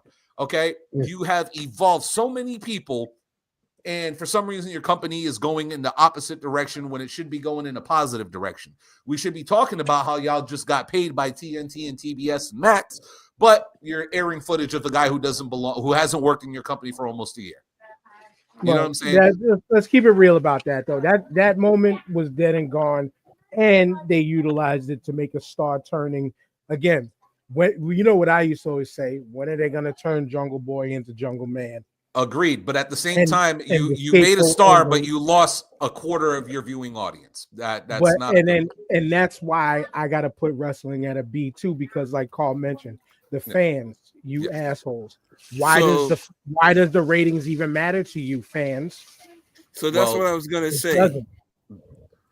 When Carl said wrestling's been a boon, but the fans are killing it. Like, yes, I don't watch wrestling like you guys are. I'm not heavy into it, but I do pay attention to certain stuff, and the fans are fanatical. Fanatical is like is mild compared to how they act. especially TJ online, is saying slander. fanatical is actually Yeah. being nice right now. Crazy. TJ, think of this, right? And Jamal, you're in the film world, so you can attest to this.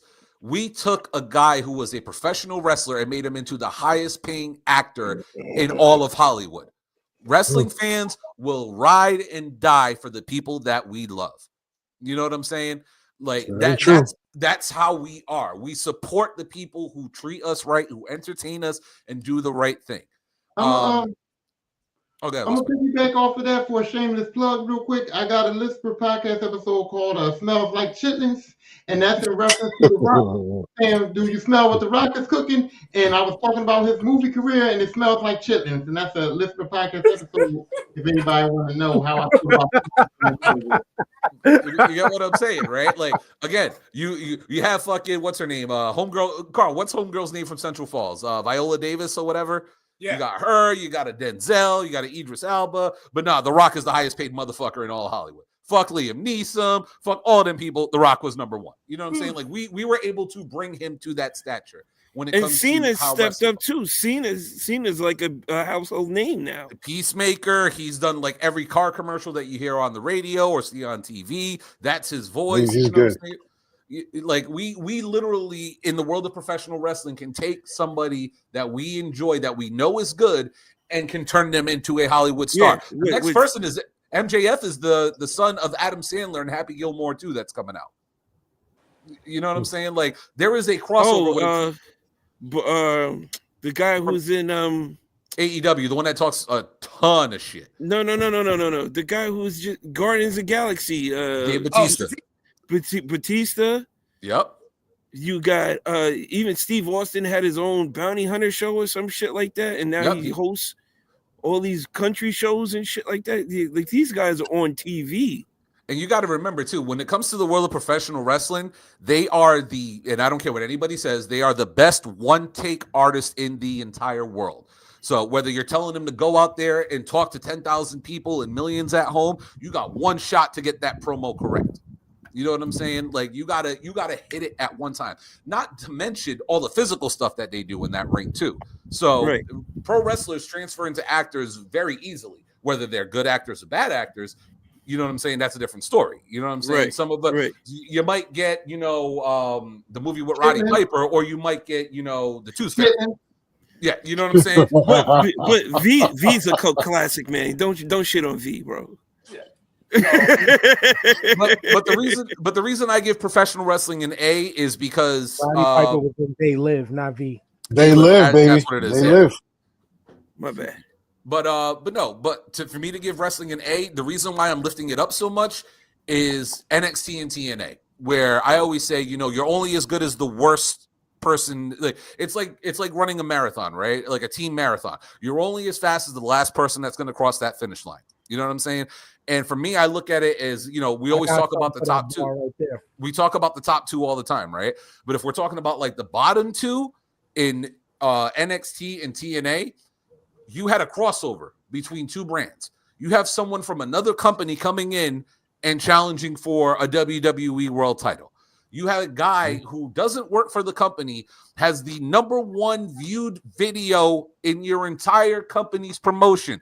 We had Cody Rhodes finally win his title. We had The Rock come in and tell someone he's going to slap the herpes off their lips. We had the New Day break up. We had all of these debuts, returns, all of that shit. The #1 video on all of your streaming platforms is a guy from a company that doesn't even have a television deal.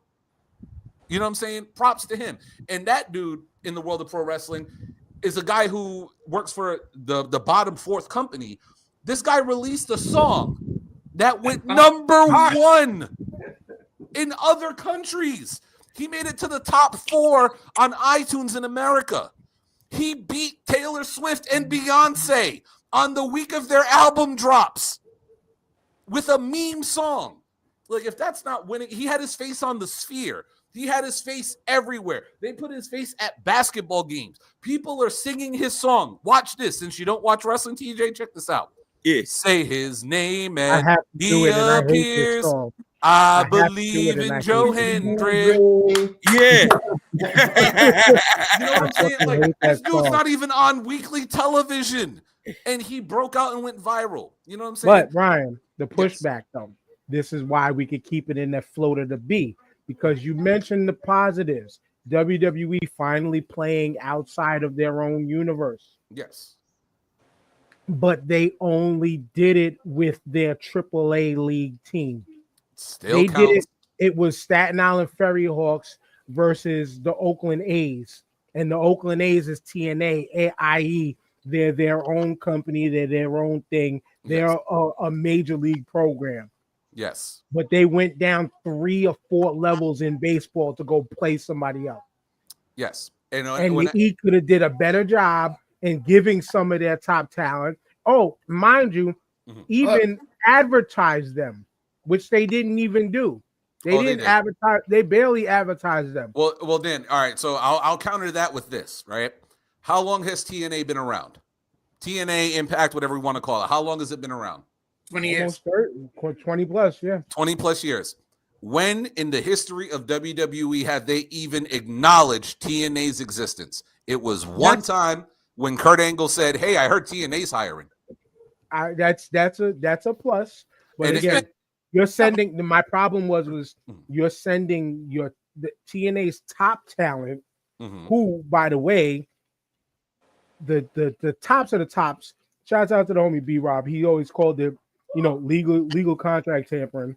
But their bests were being displayed. Only Jordan Grace was really the true one that got the main roster shine, because she's going there. We know that, and she's main roster ready. Yes. But outside of that, when they doubled back, she was just going against NXT talent. Everybody else, Joe Henry's the biggest thing, whatever, only going against NXT talent. Yes. You're only going against just the NXT talent. Yes. When again, you're a top tier company. I get it on the levels of, you know what, we don't want to make them look like they are on our level. But still, the one-sided relationship, it was one-sided. I benefited WWE, and that was it. That's why I didn't like it. That's why I will strongly disagree on that aspect, because again, like I was bringing up earlier, the fact that they even acknowledge total nonstop action, the fact that they now acknowledge wrestlers from other people who have wrestled there, as if like perfect example, Naomi, they will talk about the fact that she is a former TNA Knockouts champion. Chelsea Green and Michin, who were just wrestling for the United States Championship, they acknowledge that they were both former TNA champions and TNA tag team champions. Again, when it comes to the talent exchange within itself, yes, TNA is the 4 out of the 3 that we talk about. So if I'm WWE, I'm not sending Roman, or I'm not sending Cody or KO to TNA. What I'm doing is I'm doing a developmental exchange. We all know TNA is not top tier as of right now. They've fallen off. But what we're going to do is we're going to give them a rub on our second tier show that still draws more viewers than double of their audience. We're going to put them on on broadcast television, give them a little bit of exposure. And yes, maybe we are going to work a little deal out where, okay, we know Jordan's contract's up. We know Joe Henry's contract's coming up. We know Josh's contract's coming up. Maybe we can open that bridge and start trading off talent. And when it comes to the TNA side of this, TNA saw a spike in numbers. TNA was selling out every building that they went to. Were they selling out 10,000 seaters? No, but they were selling out 1,200 seaters. They were selling out 3,000 seaters. Hell, TNA drew more people for Bound for Glory than AEW did for one of their pay-per-views this year. Think of that. And they're not on national television. And this year, Tommy Dreamer has announced that they're going to New York and they're trying to do a 10,000 seater. And with all of the promotion and all the eyes of people who've gone over and saw them in WWE, the numbers went up on TNA Plus. They said that they jumped up like 500% over the exposure that these few people were getting on just a developmental TV show. So for me, TNA came up this year. So I can't say that they had a bad year. And I like it because of the simple fact of the matter is that you got a lot of these wrestlers that complain and don't want to be in the WWE. It's not about the WWE spotlight. Because the WWE spotlight, anybody in wrestling wants to be on that spotlight. Anybody in wrestling wants to be on WWE program and television. But it's the company that people have problems with. It's the executives. It's the backing. It's all the stuff with the company that these wrestlers have problems with. So to say that I can be under a TNA contract and come up and get some WWE spotlight, whether it's on NXT, whether it's on anything. I'm on WWE program and I'm on WWE television, but I don't have to deal with the company. I still can keep my deal with my company and get that WWE spotlight. That's a win for anybody at TNA, even if it is just wrestling on NXT. Mm-hmm.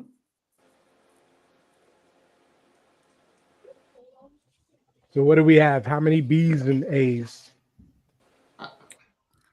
Well, I gave it a B. Two A's, two B's, and Jamal, you said a B or a C? What did you say? I gave it a B, bro. DJ, what'd you give it? Man, this is tough. It's been a good year.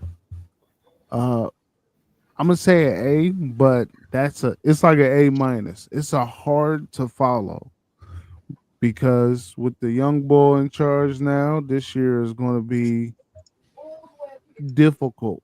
But I see they're starting already. They broke up my guys. Not the New Day ain't broken up. All they did was just. It was an ugly. Big E did not deserve that, man. He did not deserve that. Yes, he did. He deserved more. Even Dominic was like, even Dominic was like, Big E fucked the New Day up, bro. Big E fucked the New Day up. When it was just Kofi and Elijah Woods, they was doing good. Big E came and fucked the whole dynamic up. Now we don't know. Now Big E getting in the tag team match, but sometimes it's Elijah Woods. It's 3 people, but it's only 2 tag team belts. New Day. He fucked it up. He fucked it up by being successful. No, right. Big E fucked up to me. I didn't like Big E. I don't like him. He wanted. They even put the heavyweight title on him, and his title reign was bummy. I don't because he got hurt. I'm not glad that he hurt. Can we give TJ? Can I give TJ a quick synopsis of what we're talking about, just so he gets the understanding of why we're all so passionate? It sounds like Tyrone's a hater already. So I mean, hold on, TJ, hold on. It was a group that's been around for 10 years, right? Yeah. One of the members a couple of years ago, I think like 4 years ago, got his neck broken. Okay. Wow. So, while he was still like a big time member of the group. Okay. Okay. So he's out for 4 years because he has a broken neck. The other 2 continue on for the past 4 years. They've been struggling. They haven't been winning much. Like they've won titles, but they haven't really been popular like they were, right? Right. So it gets to a point for the last like month and a half, they start beefing with each other every fucking day. It's the 10-year anniversary of the group being formed. They put them on TV. TJ, friends arguing and they never split up. Yeah. Friends arguing. Yeah. So it looked like they were about to. The week before, they said some of the shit like, you know, when you say something to your boy that you're just like, damn, I feel bad. I should have never said that. Like you say some shit. Like they both said some disrespectful shit the week before. So the day of the 10-year anniversary shows up, and they're about to break up and say, you know, we're gonna go our separate ways. Here comes the motherfucker with the broken neck.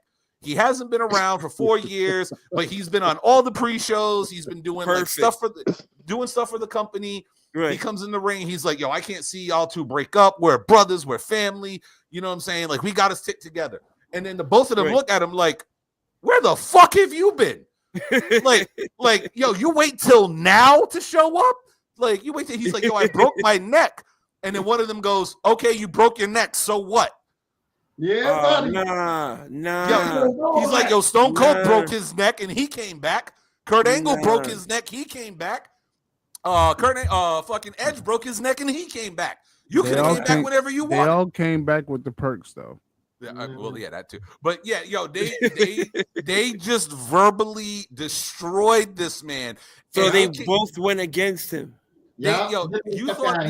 They said, get the fuck out of here. And they both turned heel right there at that. But yo, you gotta, if you ever get a chance, look up New Day breakup and just watch that. And just to know a little bit of the backstory, to see the look on his face, he was just like, the fuck are y'all doing? Why y'all coming at me? Like, what did I do? Right. What did I do to deserve this? Wow. I'm never watching that again. Once was enough. If you we invested 10 years as fans with these dudes, and to see them break up like that. Let me tell you this: the dude forgot like the first 4 years that they ever existed. Like, yo, I made you this what it is.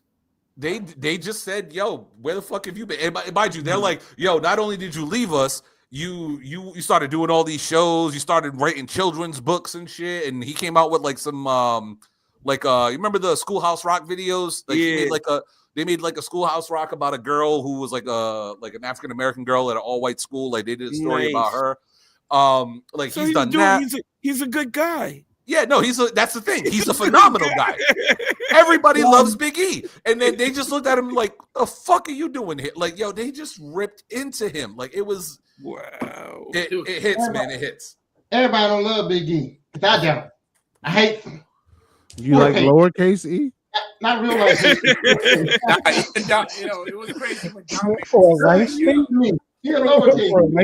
I'm glad they got rid of that. He was holding them down. All right, so we got now I could go unfair and say we got 3 B's and an A.5, but I'm gonna give DJ the full A. So it's TJ on the flip of a coin, even though he's not watching. I'm giving it an A because I like that. You just like that one story, fucking no. but I'll give it up.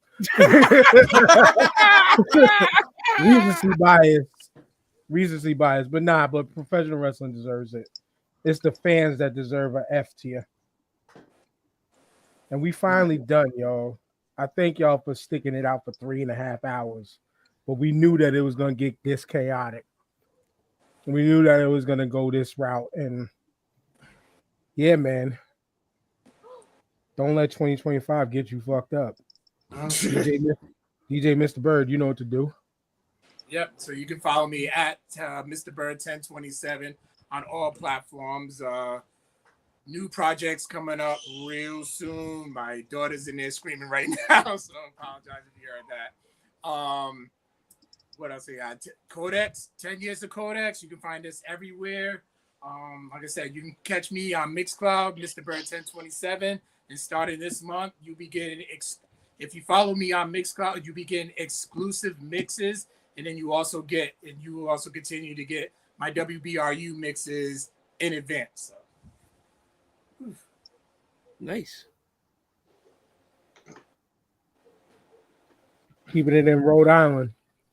All right. Again, thank you guys. It's always fun to be on here with y'all and just shooting the shit. UWO. The only thing I can say is we will be back in 2025. I can't give you a date yet, but once the boys know, we'll start letting y'all know. Don't even let them know. Just drop. No. We can't pull a Kendrick. Y'all can pull a Beyonce. No single ladies, though. DJ World Premiere. The world is yours right now. Shout out to the World is Yours podcast. The World is Yours with a Z. You can find us on Apple, Spotify. We really hate Spotify. Fuck Spotify. They won't let me steal other people's music and use it for my artistic interpretation. We hate that. But shout out to the gang. Over 200 episodes, 4-year anniversary this past October. TWIY pod, wherever you want to find us.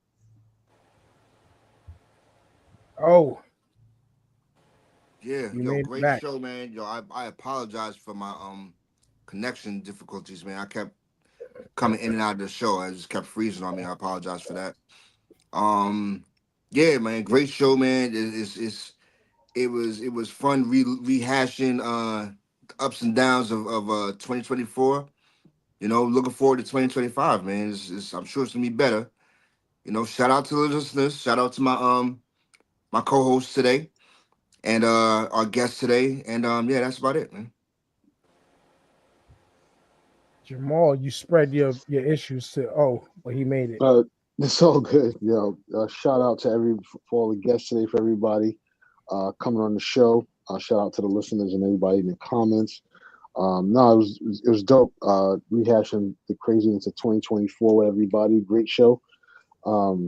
Shout out to TJ, Mayor, Big O, Lisper. Peace to Disabled Planets. Peace to Ishtar. Peace to Ill Magic. As always.